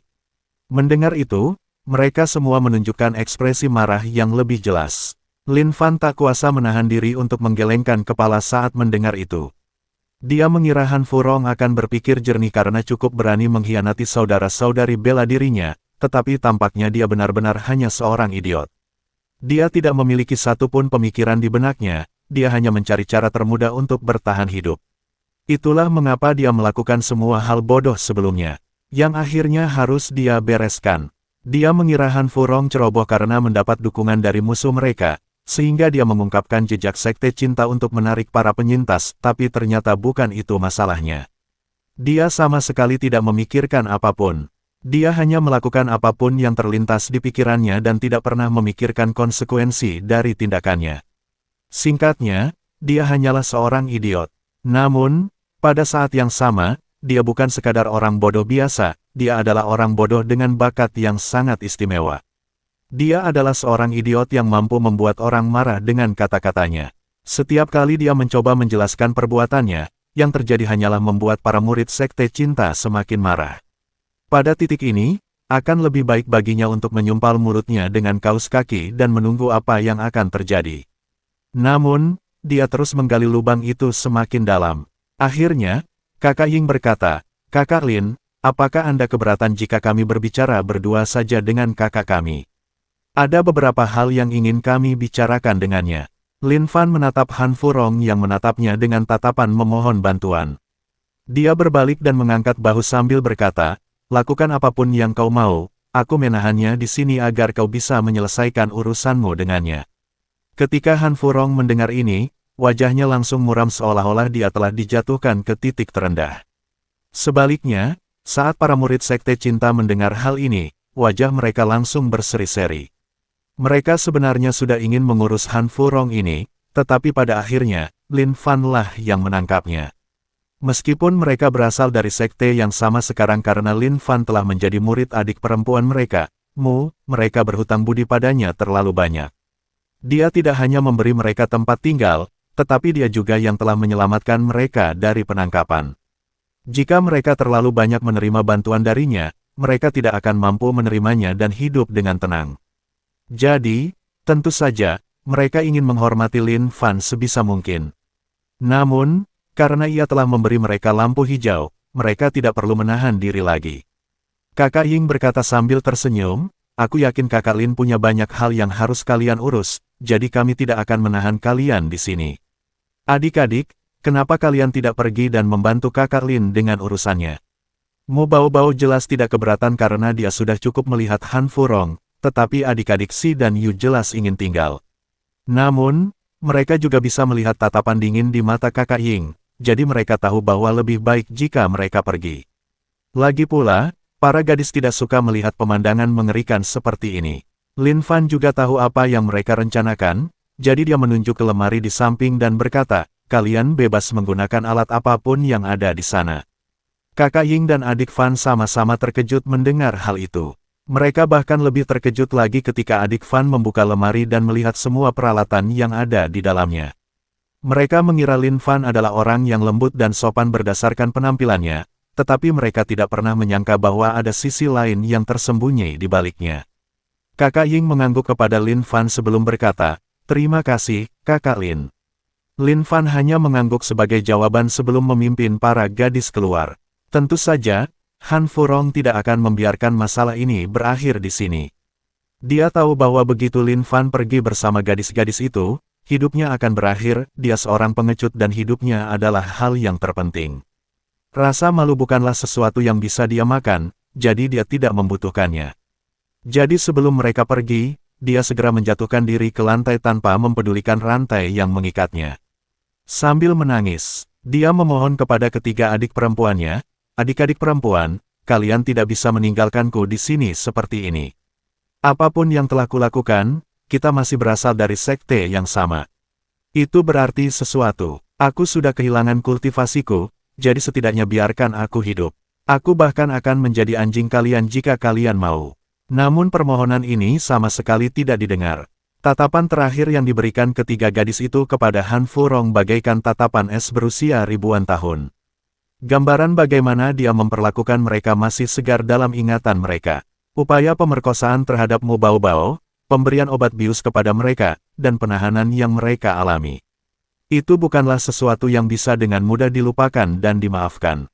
Jadi mereka tidak memiliki belas kasihan padanya. Saat pintu tertutup di belakang mereka, ekspresi wajah Han Furong langsung berubah muram. Namun, dia tidak menyerah dan menoleh ke kakak Ying, lalu berkata, adikku, apakah kau ingat saat aku mengajakmu ke? Sebelum dia selesai bicara, sebuah cambuk menghantam tepat di wajahnya. Ini adalah cambuk yang digunakan oleh seorang kultivator, jadi cambuk ini tidak lemah, dan dia saat ini adalah manusia biasa, jadi dia tidak memiliki energi spiritual untuk melindungi dirinya sendiri. Tidak butuh waktu lama sebelum luka panjang muncul di wajahnya. Ia terdiam sesaat sebelum berteriak kesakitan. Di luar pintu, ketiga gadis itu bisa mendengar jeritan kesakitan dari dalam dan mereka tersentak. Namun, tidak ada sedikit pun rasa belas kasihan yang terlihat di mata mereka. Mereka tahu bahwa Han Furong pantas menerima semua yang akan didapatnya, jadi mereka tidak akan merasa kasihan sedikit pun. Mereka menguatkan hati dan menuju ke kediaman untuk bersantai. Adapun Lin Fan, dia pergi ke toko gaya kerajaan. Masih ada beberapa hal yang perlu dia urus di sana sebelum berangkat besok. Hari sudah mulai gelap ketika Lin Fan kembali ke kediamannya. Dia tidak terkejut mendapati kakak Ying dan adik Fan baru saja keluar dari kamar mandi. Lagi pula, apa yang baru saja mereka lakukan adalah urusan yang sangat berdarah. Ketika keduanya melihatnya kembali, mereka menghampirinya untuk menyambut. Kakak senior Ying memulai dengan melaporkan, kami sudah selesai membersihkan tempat kejadian dan kami sudah membakar jenazahnya. Lin Fan mengangguk karena dia sudah menduga hal ini. Dia juga senang karena mereka telah membersihkan semuanya, karena jika tidak, bawahannya yang harus melakukannya dan dia tidak ingin mereka melihat pemandangan berdarah itu. Kakak Ying kemudian mengeluarkan cincin spasial dan berkata, ini adalah tempat persembunyian Han Furong. Saat kami merawatnya, dia memberitahu kami di mana dia menyembunyikan barang-barangnya sebagai upaya terakhir untuk menyelamatkan dirinya. Kami pikir kau harus memilikinya. Lin Fan hendak menolaknya, tetapi melihat tatapan mata kakak senior Ying, dia akhirnya memutuskan untuk menerimanya. Ada perbedaan antara bersikap sopan dan menolak menerima rasa terima kasih. Terkadang, lebih baik menerima rasa terima kasih seseorang karena jika tidak, itu berarti meremehkan dan bersikap tidak sopan kepada mereka. Melihat Lin Fan menerima cincin itu, ekspresi kakak Ying dan adik Fan sedikit rileks. Mereka khawatir Lin Fan akan menolaknya dan mereka harus bersusah payah membujuknya untuk menerimanya, tetapi karena dia menerimanya dengan mudah, itu bagus untuk mereka. Jika dia tidak menerimanya, mereka benar-benar tidak tahu harus berbuat apa karena mereka akan merasa berhutang budi terlalu banyak padanya. Setelah semua itu berakhir, kakak Ying dan adik Fan bersikap jauh lebih santai di sekitar Lin Fan. Kakak Ying bahkan memegang bahu Lin Fan dan bertanya, bagaimana kau akhirnya mendapatkan adikmu? Dia adalah tipe orang yang biasanya tidak akan membiarkan seorang pria mendekatinya meskipun itu satu-satunya cara untuk menyelamatkan nyawanya. Lin Fan menatapnya dengan senyum canggung, tetapi kemudian senyum itu membeku di wajahnya saat dia melihat siapa yang berdiri di belakangnya. Adik laki-laki Fan juga memasang wajah getir, tetapi dia berpura-pura seolah-olah tidak terlibat dalam hal ini. Kakak Ying menyadari ada sesuatu yang aneh, jadi dia melihat sekeliling. Ketika dia melihat siapa yang berdiri di belakangnya, dia juga menunjukkan senyum getir sambil berkata, adikmu, kami hanya sedang mengobrol santai, hanya sedikit candaan yang tidak berbahaya. Mo Bao mendengus sebelum menatap Lin Fan dan adik laki-laki Fan dan berkata, apakah kalian berdua setuju dengan ini? Mereka berdua langsung menggelengkan kepala dan tanpa ragu menyalahkan kakak senior Ying. Kakak Ying hendak menjelaskan dengan senyum getir di wajahnya, tetapi kemudian tiba-tiba ia merasakan pukulan di perutnya. Itu adalah pukulan dari Mo Bao. Itu bukan pukulan serius, tetapi tetap cukup kuat untuk membuatnya membungkuk kesakitan. Dia kemudian mendengus lagi sebelum menarik Lin Fan menjauh. Kakak laki-laki Ying tidak terlalu mempermasalahkan pukulan itu, yang benar-benar menyakitkan adalah cara adik-adik perempuannya memandanginya setelah itu. Mereka memandanginya seolah-olah dia pantas mendapatkannya dan seolah-olah dia idiot. Hal itu benar-benar melukai harga dirinya. Namun, dia tidak akan menyimpan dendam karena hubungan mereka memang seperti itu. Mereka seperti saudara kandung, jadi sedikit menggoda dan bermain-main seperti ini adalah hal yang normal. Bab 247 Token Aneh 1. Keesokan paginya, mereka segera berangkat dengan kereta Lin Fan. Mereka sudah cukup lama berada di Fair White City dan mereka tidak tahu kapan musuh akan datang, jadi lebih baik pergi sesegera mungkin. Tentu saja sebelum pergi, Lin Fan juga memastikan untuk meninggalkan sesuatu untuk toko gaya kerajaan.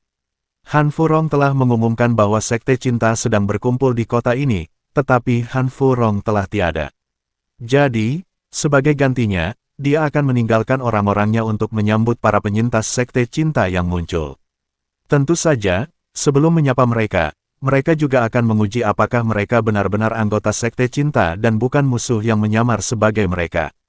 Lin Fan tahu bahwa dia menyerahkan tugas berbahaya kepada mereka, tetapi yang mengejutkannya, mereka sepenuhnya siap melakukannya. Mereka sama sekali tidak ragu untuk menyetujui tugas ini dan bahkan berjanji untuk melakukan yang terbaik. Lin Fan terkejut melihat antusiasme mereka yang begitu besar dan ia tak kuasa memuji Yue Lan karena telah merekrut pekerja yang begitu loyal. Dia mencatat dalam hatinya untuk meminta Yue Lan mengirimkan beberapa hadiah kepada mereka setelah dia kembali. Namun yang tidak dia ketahui adalah bahwa setelah dia pergi. Apakah kalian sudah dengar, Tuan Muda telah mempercayakan tugas penting kepada kita. Bukankah itu berarti, sambil mengangguk, gadis itu berkata, dia menaruh kepercayaannya pada kami dan sedang menguji kami sebelum menerima kami. Kalau begitu, artinya kita pasti bisa masuk ke haremnya. Aku tak sabar untuk membual tentang ini ke cabang-cabang lain. Bahkan manajernya pun berkata, kerja keras. Ini satu-satunya kesempatan kita untuk membuktikan diri. Lin Fan tidak menyadari bahwa dia baru saja menyulut api di cabang Fairlight City. Pada saat yang sama, dia tidak tahu bahwa dia telah menciptakan masalah besar bagi dirinya sendiri di masa depan. Namun semua itu terjadi kemudian. Dalam perjalanan pulang, Lin Fan melihat-lihat barang-barang di dalam cincin penyimpanan Han Furong. Dia terlalu sibuk dan tidak punya waktu luang sampai sekarang, tetapi dia penasaran hal-hal apa saja yang disembunyikan Han Furong. Bagaimanapun juga, Han Furong adalah seseorang dari Sekte Cinta dan seseorang yang telah lama menjadi kultivator. Jadi, barang-barang yang disembunyikannya seharusnya tidak begitu buruk. Namun, ia kecewa karena hanya menemukan beberapa batu roh dan beberapa artefak alam fondasi rendah. Semuanya berkualitas sangat rendah, sehingga ia benar-benar tidak membutuhkannya. Ternyata dia salah tentang Han Furong, dia benar-benar salah. Han Furong bukanlah orang yang menabung uangnya, dia adalah orang yang menghabiskannya segera setelah menerima uang. Lagi pula, dia adalah seorang tuan muda playboy yang terkenal. Dia dikenal seperti itu bahkan sejak di Sekte Cinta. Jadi, sama sekali tidak ada barang berguna di dalam cincin penyimpanan bagi Lin Fan. Bahkan, cincin penyimpanan itu sendiri lebih berharga daripada apapun yang ada di dalamnya. Sampai kemudian, saat merasa kecewa dengan apa yang ditemukannya di dalam cincin itu, Lin Fan tiba-tiba memperhatikan sesuatu yang menarik perhatiannya. Benda itu tampak sangat biasa, tetapi dia tak bisa menahan diri untuk tertarik begitu melihatnya. Ini adalah sebuah token yang tidak memiliki keistimewaan apapun selain tanda naga di atasnya. Nah, itu juga sesuatu yang jarang terlihat karena, alih-alih terbuat dari logam seperti token biasa, token ini terbuat dari giok. Setelah mengamatinya sejenak dengan indera spiritualnya, Lin Fan tak kuasa menahan diri untuk mengeluarkannya dan melihatnya lebih dekat. Namun, saat token itu menyentuh tangannya, terdengar sebuah suara yang mengejutkannya. Item misi sampingan terdeteksi. Misi sampingan telah dibuat. Sistem itulah yang memberinya notifikasi yang belum pernah dia dengar sebelumnya. Itu benar-benar misi sampingan. Sejauh ini, satu-satunya misi sampingan yang dia terima adalah mencapai alam fondasi. Dan itu pun hanya setelah dia pada dasarnya memohon kepada sistem untuk memberinya misi tersebut. Dia pernah melihat penjelasan sebelumnya bahwa ada hal-hal di luar sana yang akan memicu misi sampingan, tetapi dia tidak percaya itu benar setelah sekian lama tidak melihatnya. Bukannya Lin Fan kekurangan petualangan, hanya saja belum pernah ada hal seperti itu yang muncul sebelumnya. Tapi sekarang dia benar-benar menemukan item misi sampingan. Lin Fan tahu bahwa dia tertarik pada token ini karena suatu alasan, dan sekarang tampaknya itu benar-benar sesuatu yang istimewa. Lin Fan segera membuka layar misinya untuk melihat misi sampingan apa yang ada. Misi sampingan, token aneh. Benda aneh ini sebenarnya apa? Sepertinya benda ini memiliki kegunaan khusus. Jelaskan kondisi, temukan kegunaan token ini. Hadiah, tidak diketahui tergantung pada kinerja. Meskipun deskripsi misi tersebut tidak menjelaskan secara detail apa yang seharusnya dia lakukan, dia tetap senang mengetahui bahwa itu adalah misi sampingan yang nyata. Token Yayasan Sekte adalah sesuatu yang akan sangat berguna baginya di masa depan. Jadi, hadiah dari misi sampingan lain seperti ini tentu tidak akan lebih buruk.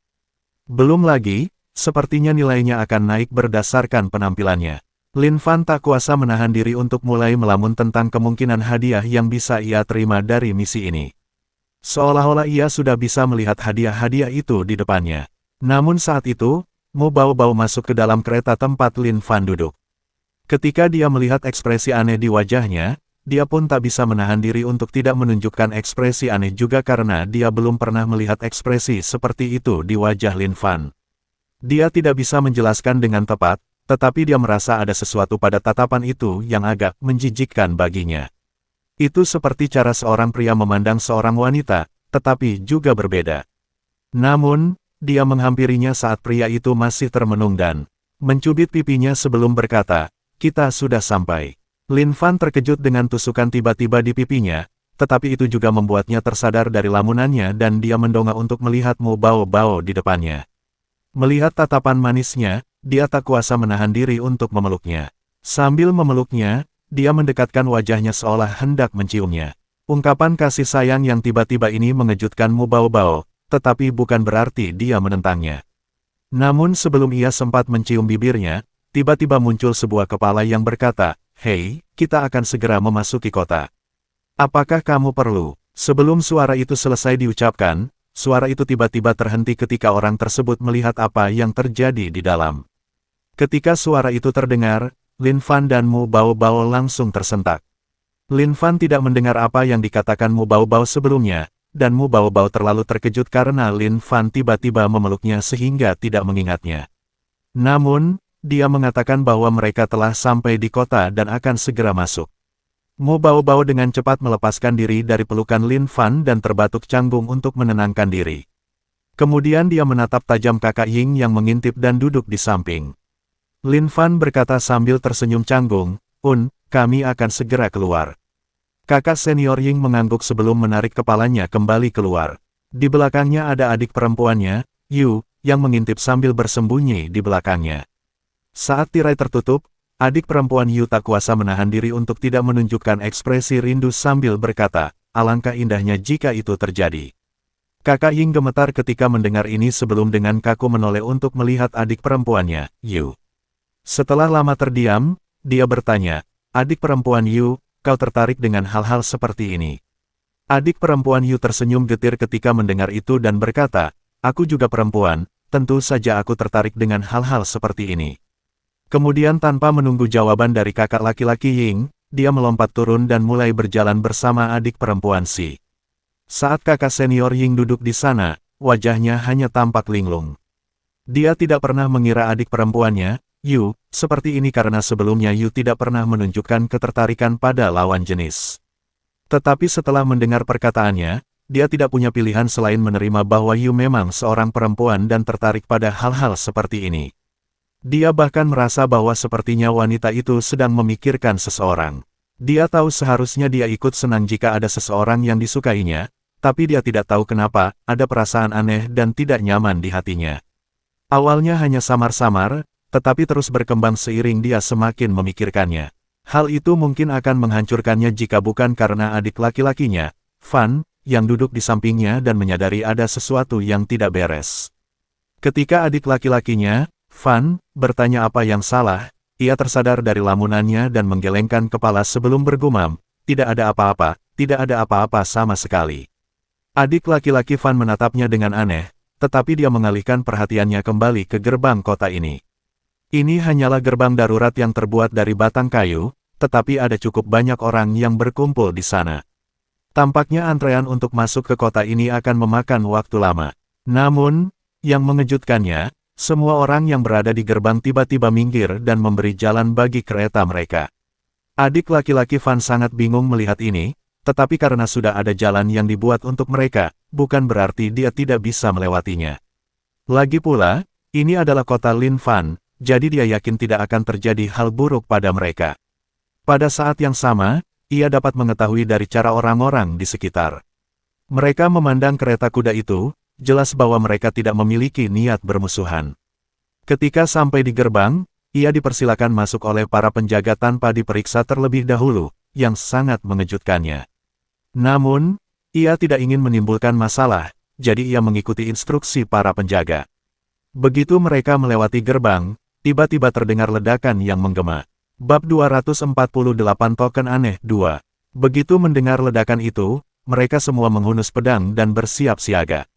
Namun, Lin Fan dan Mu Baobao dengan cepat keluar dari kereta dan menghentikan mereka. Jika sekelompok kultivator alam pemadatan ki seperti mereka mengamuk di kotanya, sulit membayangkan konsekuensi apa yang akan terjadi.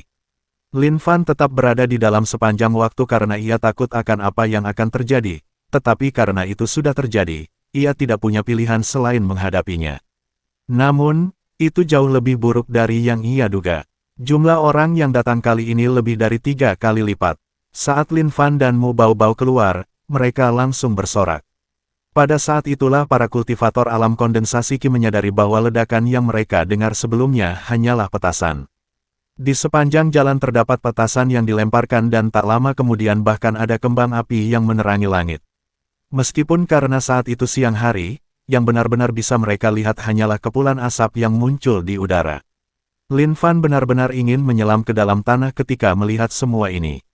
Dia sudah berpesan kepada Yue Lan untuk tidak menyiapkan hal-hal seperti ini, tetapi tampaknya Yue Lan sama sekali tidak mendengarkannya. Jadi satu-satunya hal yang bisa dia lakukan adalah menyelesaikan ini secepat mungkin. Tentu saja, bukan berarti dia bisa begitu saja melaju kencang melewati kota bersama Hai. Pertama, melakukan hal seperti ini akan berbahaya. Kedua, hal itu akan merusak reputasi dan moral kota ini. Orang-orang ini melakukan hal itu bukan hanya untuk bersenang-senang, tetapi karena mereka mengaguminya. Jadi, jika dia mengabaikan mereka karena rasa malu yang dialaminya sendiri, itu sama saja dengan meremehkan dan tidak menghormati mereka. Hal itu hanya akan merugikan prospek pembangunan kotanya. Sebagai wali kota ini jelas bukan sesuatu yang bisa dia lakukan. Jadi satu-satunya yang bisa dia lakukan adalah memendam kekesalan ini untuk sementara dan menyelesaikannya dengan Yue Lan nanti. Cara terbaik tentu saja menyelesaikannya di malam hari saat mereka berada di tempat tidur. Namun, ia segera menyadari bahwa pemandangan ini hanyalah awal dari rasa malu yang akan menimpanya. Saat ia menyuruh Hai perlahan bergerak maju menembus kerumunan, ia memperhatikan bahwa ada beberapa orang lain yang juga muncul di samping kereta kudanya. Mereka adalah bawahan Yue Lan. Namun bukan hanya itu, setiap dari mereka cantik. Sudah menjadi rahasia umum bahwa semua orang yang bekerja di bawah Yue Lan adalah perempuan dan cantik, tetapi tidak seorang pun pernah berhasil memikat hati salah satu dari mereka. Mereka semua sangat setia pada pekerjaan mereka, pada Yue Lan, dan yang terpenting, pada Lin Fan. Lin Fan adalah satu-satunya yang tidak menyadari hal ini dan mengira bahwa mereka hanya setia kepada Yue Lan. Dengan munculnya para wanita cantik yang berjalan di sepanjang kereta, suasana menjadi semakin meriah. Tak lama kemudian, muncul hal-hal lain seperti tarian singa, kendaraan hias, dan segala macam hal lain yang akan terlihat dalam parade yang datang di belakang Lin Fan. Sebenarnya, lebih tepat menyebutnya parade daripada sekadar pulang ke rumah. Ketika Lin Fan melihat semua ini, dia benar-benar ingin menggali lubang sedalam 3 meter dan mengubur dirinya dalam rasa malu. Dia tidak pernah menyangka bahwa segalanya akan menjadi serumit ini setiap kali dia kembali. Jika dia suatu saat nanti pergi, akankah acara itu berkembang hingga menjadi seperti hari libur nasional? Akankah acara itu menjadi sebesar parade tahunan di Tiongkok di bumi? Jika hal itu benar-benar terjadi, dia pasti ingin menggali hingga ke pusat planet dan membakar intinya. Untungnya baginya, perjalanan dari gerbang menuju rumahnya di pusat kota tidaklah jauh. Saat dia tiba, kerumunan akhirnya bubar dan Lin Fan bisa mendapatkan waktu pribadi. Saat mereka menuju ke dalam, semua murid Sekte Cinta tak kuasa menahan diri untuk menggoda Lin Fan tentang parade di sana. Namun, mereka juga dipenuhi kekaguman terhadap Lin Fan karena jarang sekali melihat sebuah kota yang begitu mencintai wali kotanya sehingga mereka merayakan kepulangannya. Ketika mereka memasuki rumah besar itu, semua gadis sudah menunggu di sana untuknya. Tanpa ragu-ragu, mereka berlari mendekat dan melompat ke pelukannya. Lin Fan merasa sedikit malu melakukan ini di depan orang lain, tetapi dia tidak bisa menolak kasih sayang mereka. Jadi, meskipun malu, dia memeluk mereka satu persatu dan mencium mereka semua. Ketika para murid Sekte Cinta melihat ini, mereka takjub dan terkejut. Namun yang lebih mengejutkan mereka adalah Mu Baobao tidak mengatakan apapun tentang hal ini dan bahkan tampak seperti menerimanya. Mereka terkejut melihat betapa baiknya Mu Baobao bergaul dengan gadis-gadis itu. Kakak Ying dan adik Fan tak kuasa menahan diri untuk mengacungkan jempol kepada Lin Fan saat melihat ini, yang membuat Lin Fan tersenyum getir. Setelah terbawa emosi, mereka akhirnya tenang dan menyadari bahwa Lin Fan juga membawa tamu. Hal ini membuat mereka sedikit malu, tetapi mereka cepat tenang karena merasa tidak ada yang benar-benar memalukan dalam menunjukkan cinta mereka kepada pria mereka. Lin Fan dengan cepat memperkenalkan semua murid Sekte Cinta. Pada saat itu, Yue Lan dan gadis-gadis lainnya tak kuasa bertanya kepada Mu Baobao, apakah mereka berdua adalah saudari baru kita. Mu Baobao menggelengkan kepalanya dan berkata, Kakak Yu tertarik pada Kakak Ying, tetapi Kakak Ying tertarik pada Kakak Si. Ketika mendengar itu, mereka tak kuasa menatap ketiga orang itu dengan tatapan penuh minat. Namun lucunya, bahkan Mu Baobao pun bisa menyadari hal ini meskipun kakak senior Ying tidak bisa. Bahkan Lin Fan pun menyadari perasaan suka yang dimiliki adik perempuan Yu terhadap kakak laki-laki Ying. Sayang sekali kakak senior Ying terlalu bodoh. Dia lebih bodoh daripada batu bata. Adapun adik laki-laki Fan, dia tahu bahwa dialah orang terakhir yang diperhatikan siapapun, jadi dia tidak bisa menahan diri untuk tidak menunjukkan senyum pahit. Tetapi dia tahu bahwa dibandingkan dengan yang lain, dia dianggap sebagai orang biasa, jadi wajar jika dia diperlakukan seperti ini. Namun yang mengejutkannya adalah Ming Xin menatap langsung ke arahnya. Jantungnya berdebar kencang saat melihat ini, dan dia berpikir dalam hati, mungkinkah masa kejayaanku akan segera tiba. Namun, semua itu langsung sirna begitu mendengar kata-kata selanjutnya. Ming Xin bertanya kepada Lin Fan, apakah kau yakin dia bersama mereka? Bukankah dia tampak terlalu biasa dibandingkan yang lain? Ming Xin pintar, tetapi terkadang dia terlalu pintar hingga merugikan dirinya sendiri. Dia mengira adik laki-laki Fan adalah mata-mata yang dikirim untuk menyusup ke sekte cinta, itulah sebabnya dia mulai menanyainya. Lagi pula, ada terlalu banyak hal yang berbeda tentang dirinya dibandingkan dengan murid-murid sekte cinta lainnya. Lin Fan segera menutup mulutnya dan meminta maaf kepada adik laki-laki Fan, tetapi adik laki-laki Fan berkata, tidak apa-apa, tidak apa-apa. Tentu saja, itu tidak baik-baik saja karena hatinya telah hancur berkeping-keping. Setelah semua orang saling mengenal, Lin Fan meninggalkan para murid sekte cinta. Untuk beristirahat sementara dia menarik Yue Lan ke ruangan terpisah untuk berduaan. Yue Lan terkejut melihat Lin Fan begitu terus terang, tetapi dia tetap mengikutinya dengan wajah memerah. Saat mereka memasuki ruang kerjanya, hal pertama yang dia lakukan adalah mulai melepas pakaiannya. Lin Fan yang baru saja duduk menunjukkan ekspresi terkejut sambil bertanya, apa yang sedang kau lakukan? Saat mendengar itu, tangan Yue Lan yang sedang membuka kancing bajunya tiba-tiba membeku dan gemetar. Ia menatap Lin Fan dengan bingung dan berkata, bukankah kau memanggilku ke sini karena...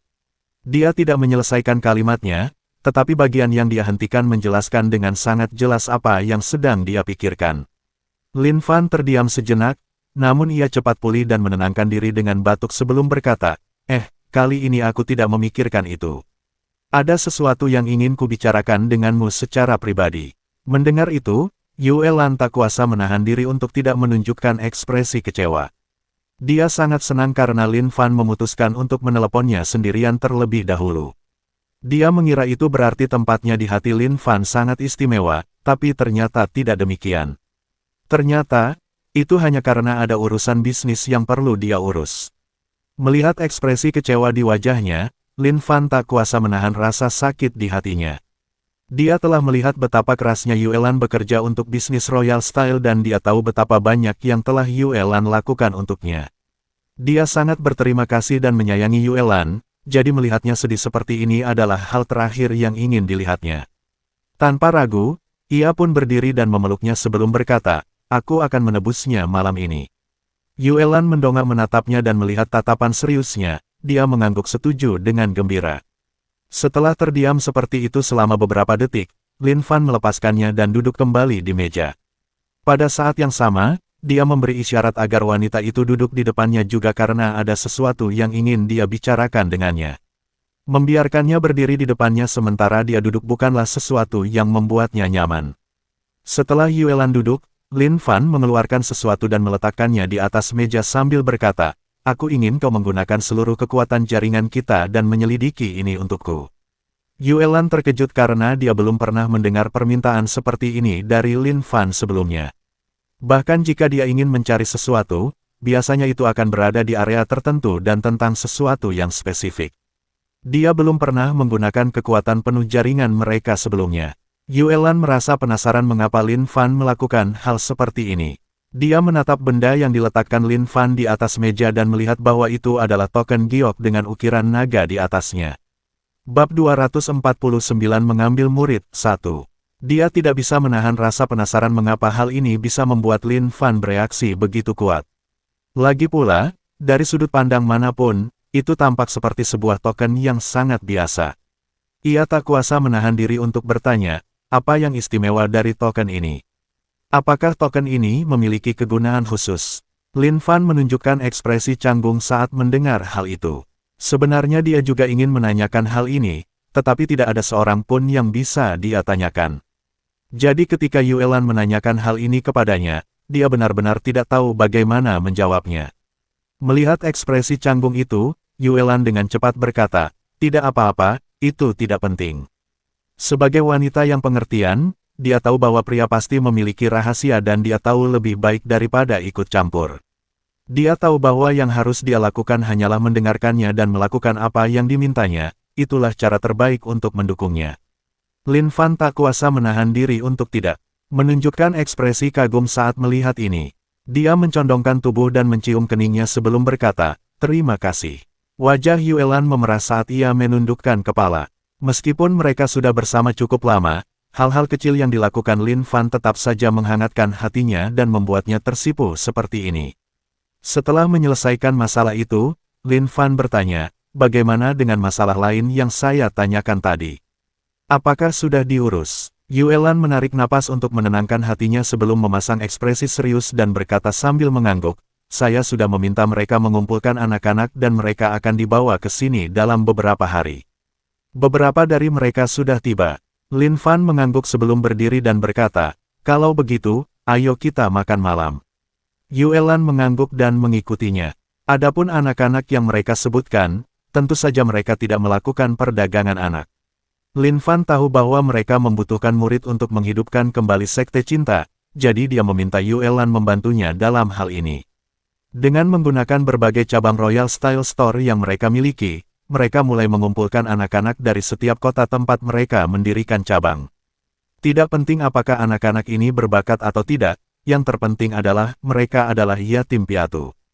Mereka tidak bisa menerima anak-anak yang memiliki orang tua, jadi mereka beralih ke anak-anak yang tidak memiliki orang tua. Para bawahan Yuelan bekerja sama dengan kepala kediaman setiap kota dalam upaya ini. Kepala kediaman tersebut dengan senang hati mengirim anak-anak ini pergi karena mereka hanyalah beban bagi kota mereka. Merawat anak-anak yatim piatu ini akan membebani keuangan mereka karena akan membutuhkan biaya untuk memberi makan dan pakaian. Tetapi jika mereka tidak merawat anak-anak yatim piatu ini dan membiarkan mereka berkeliaran di jalanan, hal itu akan memperburuk keamanan publik kota mereka. Anak-anak yatim piatu ini harus mengurus diri mereka sendiri dan karena mereka tidak bisa melakukan pekerjaan normal karena orang tidak mau mempekerjakan mereka, mereka biasanya melakukan hal-hal seperti mencopet atau mengedarkan narkoba untuk geng. Jadi, tidak peduli bagaimana mereka merawat anak-anak yatim piatu ini, itu akan tetap menjadi masalah bagi mereka. Jadi, ketika bawahan Yuelan muncul dengan solusi ini untuk mereka, mereka menerimanya tanpa ragu-ragu. Itu bahkan sebelum mereka mengetahui bahwa Yuelan sedang memberikan iming-iming tambahan dengan menawarkan untuk membayar mereka setiap anak yatim yang mereka bawa. Mereka akan mampu menangani masalah anak yatim piatu mereka dan mereka juga akan mampu menghasilkan uang dari itu. Ini adalah kesepakatan yang menguntungkan semua pihak, dari sudut pandang manapun mereka melihatnya. Maka para penguasa kota segera memerintahkan pasukan mereka untuk mengumpulkan anak-anak yatim piatu tersebut. Dan untuk membuat mereka lebih antusias, mereka menawarkan hadiah untuk setiap anak yatim yang mereka tangkap. Ini adalah sebagian kecil dari apa yang akan mereka terima dari toko gaya kerajaan untuk setiap anak yatim, tetapi itu adalah jumlah yang besar bagi para penjaga rendahan ini yang hampir tidak mendapatkan apapun. Namun, itu adalah langkah yang salah dari pihak mereka. Ya, hal itu membuat para penjaga lebih antusias, tetapi juga membuat mereka sedikit lebih kejam. Untuk mendapatkan lebih banyak uang, beberapa penjaga di beberapa kota dengan reputasi buruk mulai pergi ke daerah kumuh dan menculik anak-anak dari keluarga miskin. Mereka tidak peduli apakah anak-anak itu yatim piatu karena di mata mereka, jika orang tua mereka sudah tidak ada lagi, mereka akan menjadi yatim piatu. Begitu bawahan Yuelan mengetahui hal ini, mereka langsung menutupnya. Sebagian besar dari mereka adalah perempuan yang ditinggalkan sejak awal, jadi mereka tahu bagaimana perasaan anak-anak yatim piatu ini. Terutama anak-anak yang menjadi yatim piatu karena ulah para penjaga. Mereka segera memerintahkan para penguasa kota di kota-kota tersebut untuk menindak mereka, dan banyak dari para penjaga itu akhirnya dieksekusi. Begitulah besarnya pengaruh masing-masing toko gaya kerajaan terhadap perekonomian masing-masing kota tersebut. Pada saat yang sama, mereka juga memberlakukan pembatasan ketat pada aturan-aturan anak yatim yang diserahkan kepada mereka agar hal yang sama tidak terulang lagi. Adapun anak-anak yang telah menderita akibat hal ini, yang bisa mereka lakukan hanyalah merawat mereka sebisa mungkin sebelum mengirim mereka masuk ke sekte cinta. Masa depan mereka bergantung pada mereka tidak bisa merawat mereka selamanya. Awalnya anak-anak itu takut karena dikumpulkan oleh para penjaga seperti itu, tetapi pada akhirnya mereka tetaplah anak-anak. Mudah untuk memenangkan hati mereka dengan makanan dan mainan, tetapi mereka juga tahu bahwa mereka tidak bisa membuat mereka bahagia dengan cara ini. Jadi mereka memberitahu anak-anak kemana mereka akan dikirim, dan mata anak-anak itu langsung berbinar. Mereka tidak tahu apa itu sekte cinta, tetapi mereka tahu kata sekte. Bagi manusia biasa seperti mereka, ini adalah sesuatu yang sangat menarik. Para immortal adalah orang-orang yang dihormati dan dipuja di dunia ini, jadi jika mereka memiliki kesempatan untuk memasuki jalan kultivasi, mereka tidak peduli apa yang harus mereka korbankan. Belum lagi, mereka memang tidak punya apa-apa untuk dikorbankan selain nyawa mereka sendiri sejak awal. Jadi, semua anak-anak itu dengan sukarela datang ke kota bawah tanah setelah diberi pilihan. Secara total, ada 1.000 anak yang direkrut dari berbagai kota, tetapi itu baru permulaan. Masih banyak anak yatim piatu, tetapi mereka hanya memiliki sejumlah tempat yang dapat mereka datangi saat ini. Di masa depan, jumlahnya akan lebih banyak, tetapi 1.000 anak sudah cukup untuk saat ini. Butuh beberapa hari untuk membawa mereka semua ke kota bawah tanah. Selama waktu ini, ada banyak tempat tinggal yang disiapkan untuk anak-anak tersebut. Semuanya adalah kamar asrama karena jumlahnya terlalu banyak. Mereka juga mempekerjakan beberapa pengasuh untuk merawat anak-anak ini, tetapi di masa depan, peran itu akan digantikan oleh anak-anak itu sendiri. Lagi pula, tidak semua anak-anak itu akan mampu menjadi kultivator. Apakah mereka bisa menjadi kultivator atau tidak, itu akan bergantung pada bakat mereka yang akan diuji begitu mereka tiba. Mereka yang tidak mampu tidak akan ditinggalkan dan akan memiliki kesempatan untuk menjadi murid pekerja sekte. Mereka akan diberikan teknik kultivasi dasar dan akan bekerja untuk sekte. Jika mereka berhasil menembus alam pengumpul Ki, mereka akan memiliki kesempatan untuk bergabung dengan sekte. Namun tentu saja, mereka yang tidak berbakat akan kesulitan mencapai alam pengumpul Ki tanpa kesempatan luar biasa. Ini hanya memberi mereka sedikit harapan dan cara untuk mencari nafkah di masa depan agar mereka tidak diliputi keputusasaan. Bukan berarti mereka bisa mengurus semua anak itu secara cuma-cuma. Lin Fan adalah orang baik, tetapi dia bukanlah seorang santo. Dia tidak akan merawat anak-anak hanya karena kebaikan hatinya. Mungkin dia memang begitu ketika pertama kali datang ke dunia kultivasi ini, tetapi dia juga perlahan berubah karena pengalamannya. Setelah semua anak-anak tiba, bawahan Yuelan menguji bakat mereka dengan sebuah token khusus yang diberikan Mu Bao Bao kepada mereka.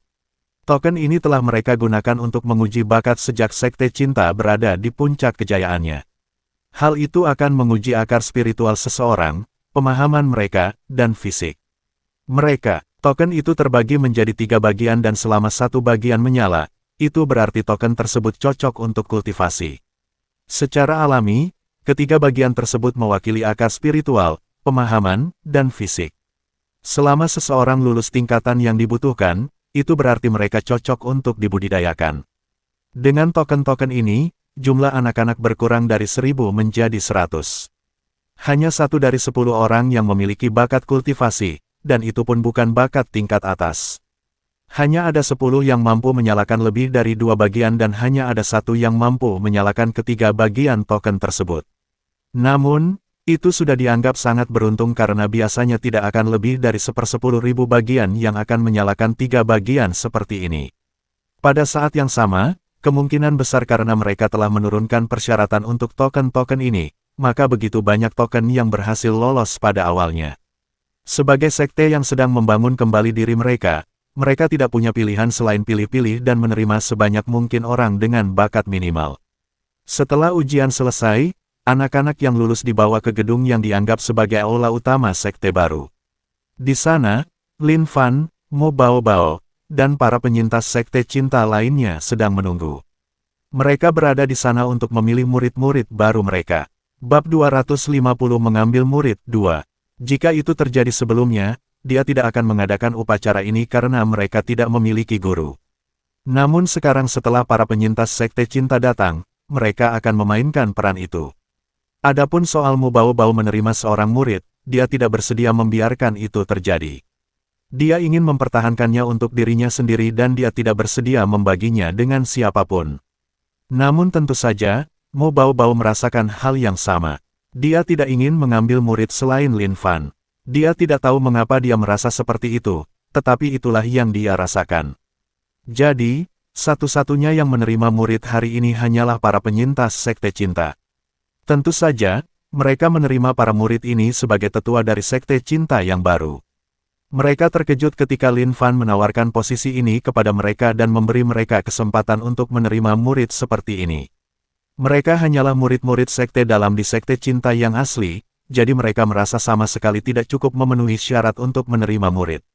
Namun, Lin Fan dengan tegas mengatakan kepada mereka bahwa mereka memenuhi syarat. Itu karena mereka memang benar-benar seperti itu ketika berurusan dengan Sekte Cinta baru ini. Sebelum mereka, Sekte Cinta yang baru hanya terdiri dari Lin Fan yang berada di alam fondasi, Mu Baobao yang berada di alam inti emas, dan sejumlah orang lain di alam pengumpul Qi. Tidak ada kultivator tingkat tinggi selain mereka berdua, jadi mereka sebenarnya tidak memiliki orang lain untuk mengambil peran yang lebih tinggi di sekte tersebut. Namun sekarang setelah mereka berada di sini, mereka dapat dianggap sebagai beberapa kultivator terkuat di sini sebagai kultivator alam pemadatan Qi. Sama sekali tidak salah jika mereka menjadi tetua dari Sekte Cinta yang baru. Dengan penjelasan ini, para penyintas Sekte Cinta menerima peran mereka sebagai tetua dari Sekte Cinta yang baru. Meskipun itu membuat mereka merasa aneh. Namun demikian, mereka tetap ingin membantu adik perempuan mereka, Mu dan Lin Fan. Bukan hanya untuk membalas budi karena telah menyelamatkan mereka, tetapi juga karena mereka ingin melihat Sekte Cinta bangkit kembali. Mereka semua setia kepada Sekte Cinta, itulah sebabnya mereka berjuang hingga akhir untuk sekte tersebut. Jika bukan karena tetua yang menyelamatkan mereka, mungkin mereka akan mati bersama anggota Sekte Cinta lainnya. Jadi, untuk membalas budi Sekte Cinta atas segala kebaikan yang telah diberikan kepada mereka, mereka akan membuka jalan bagi generasi penerus Sekte Cinta. Ketika 100 murid memasuki aula, semuanya tampak bersemangat. Inilah saatnya mereka bersinar, dan jika mereka mampu menarik perhatian salah satu tetua, status mereka akan langsung melonjak. Mereka akan berubah dari murid biasa menjadi salah satu murid tetua. Tentu saja, mereka juga tahu bahwa pemimpin sekte juga ada di sini, tetapi sebagian besar dari mereka tidak berani membayangkan hal itu. Satu-satunya yang mengira mereka punya kesempatan untuk menarik perhatian pemimpin sekte adalah murid-murid sekte inti. Mereka adalah murid-murid yang telah menyalakan dua bagian atau lebih dari token tersebut. Para murid sekte dalam ini tidak memandang para tetua di samping dan menatap pemimpin sekte yang duduk tepat di tengah. Mata mereka dipenuhi harapan dan antisipasi, seolah-olah mereka sudah bisa melihat diri mereka terpilih sebagai murid pemimpin sekte. Tentu saja, orang yang paling percaya diri adalah orang yang berhasil menyalakan ketiga bagian token pengujian tersebut. Ini adalah seorang pemuda bernama Yong He. Dari sorot matanya, seolah-olah dia sudah bisa melihat dirinya dipilih oleh pemimpin sekte. Sayang sekali, mereka semua akan kecewa dengan hasilnya. Orang yang paling kecewa adalah Yong He. Hal itu karena semua tetua sudah menerima hasil pengujian dan tahu siapa yang mereka inginkan.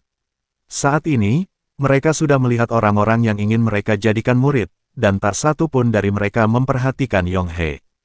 Tentu saja, Yong He tidak menyadari hal ini karena matanya hanya tertuju pada Mu Baobao.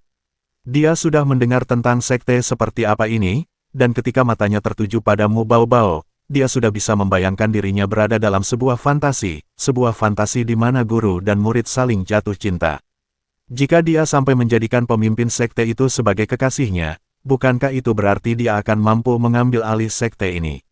Bukankah itu berarti dia akan menjadi pemimpin sekte berikutnya? Dia yakin bahwa dengan bakatnya, dia akan segera menjadi kultivator terkuat di sekte tersebut, tetapi jika dia berhasil menjadikan Mu Baobao sebagai wanitanya, maka dia dijamin akan mengambil alih sekte tersebut. Jadi, dia sudah bisa melihat masa depannya yang gemilang. Namun Lin Fan juga bisa melihatnya. Saat ini Lin Fan sedang duduk bersama Mu Baobao, meskipun Mu Baobao duduk di depannya karena ia adalah muridnya. Ini adalah upacara resmi sekte, jadi setidaknya mereka harus mengikuti aturan sekte di sini. Dia bisa melihat cara Yong He memandang Mu Baobao, tatapan yang sudah sering dilihatnya saat bersama Mu Baobao. Tentu saja, tidak ada tampilan yang seambisius ini. Dia langsung tahu bahwa Yong He akan menjadi masalah, jadi dia mulai memikirkan cara untuk mengatasinya. Setidaknya dia akan menunggu sampai upacara ini selesai sebelum mengurus hal ini. Begitu upacara dimulai, Mu Baobao bertindak sebagai pembawa acara karena dia adalah pemimpin sekte. Mu Baobao meninggikan suaranya dan berkata, "Kita di sini untuk menyambut generasi murid terbaru kita. Mereka yang ada di hadapan kita adalah murid-murid paling berbakat di generasi mereka, jadi sekarang kita akan memberi kesempatan kepada para tetua untuk memilih murid bagi diri mereka sendiri." Setelah itu, Mu Baobao duduk dan memberikan kesempatan kepada kakak-kakak seniornya untuk berbicara. Sebagai kakak tertua dalam kelompok, Ying adalah orang pertama yang berdiri. Ia memandang salah satu anak laki-laki muda di tengah yang agak gemuk dan berkata, "Apakah kamu ingin menjadi muridku?" Anak laki-laki ini terkejut karena dia terpilih, tetapi matanya langsung berbinar dan dia mengangguk. Kakak Ying juga mengangguk sebelum melambaikan tangan kepada anak laki-laki itu untuk mendekat. Anak laki-laki yang gemuk itu datang ke depan kakak Ying dan membungkuk di hadapannya untuk mengakui beliau sebagai gurunya. Kakak senior Ying mengangguk puas sambil memandang bocah kecil yang gemuk itu. Alasan mengapa dia memilihnya sejak awal adalah karena bocah kecil yang gemuk ini memiliki hati yang teguh yang cocok untuk mengolah hati pedang. Kakak Ying adalah seorang kultivator pedang, jadi dia ingin menemukan seseorang untuk mewariskan tekniknya dan bocah kecil yang gemuk ini adalah pilihan terbaik. Setelah kakak senior Ying, ketiga lainnya memilih murid yang berbeda. Adik perempuan Si dan adik perempuan Yu sama-sama memilih seorang gadis dari kelompok yang telah menyalakan dua bagian medali tersebut. Sementara itu, adik laki-laki Fan memilih 3 murid yang berbeda, 1 laki-laki dan 2 perempuan. 2 di antara mereka menyalakan 2 bagian token, dan yang lainnya hanya menyalakan 1 bagian. Anak laki-laki yang hanya menyalakan 1 bagian terkejut mendapati bahwa dia juga terpilih, karena masih ada yang lain yang menyalakan 2 bagian tetapi tidak terpilih. Dia tidak percaya bahwa dirinya terpilih di antara mereka yang lain, karena menurutnya mereka lebih berbakat darinya. Namun tentu saja, dia tidak akan menolak tawaran ini dan langsung memilih untuk menerima adik laki-laki Fan sebagai tuannya. Pada akhirnya, mereka yang tidak terpilih tak kuasa menahan kekecewaan, tetapi mereka masih menyimpan sedikit harapan. Itu karena masih ada ketua sekte yang belum memilih siapapun.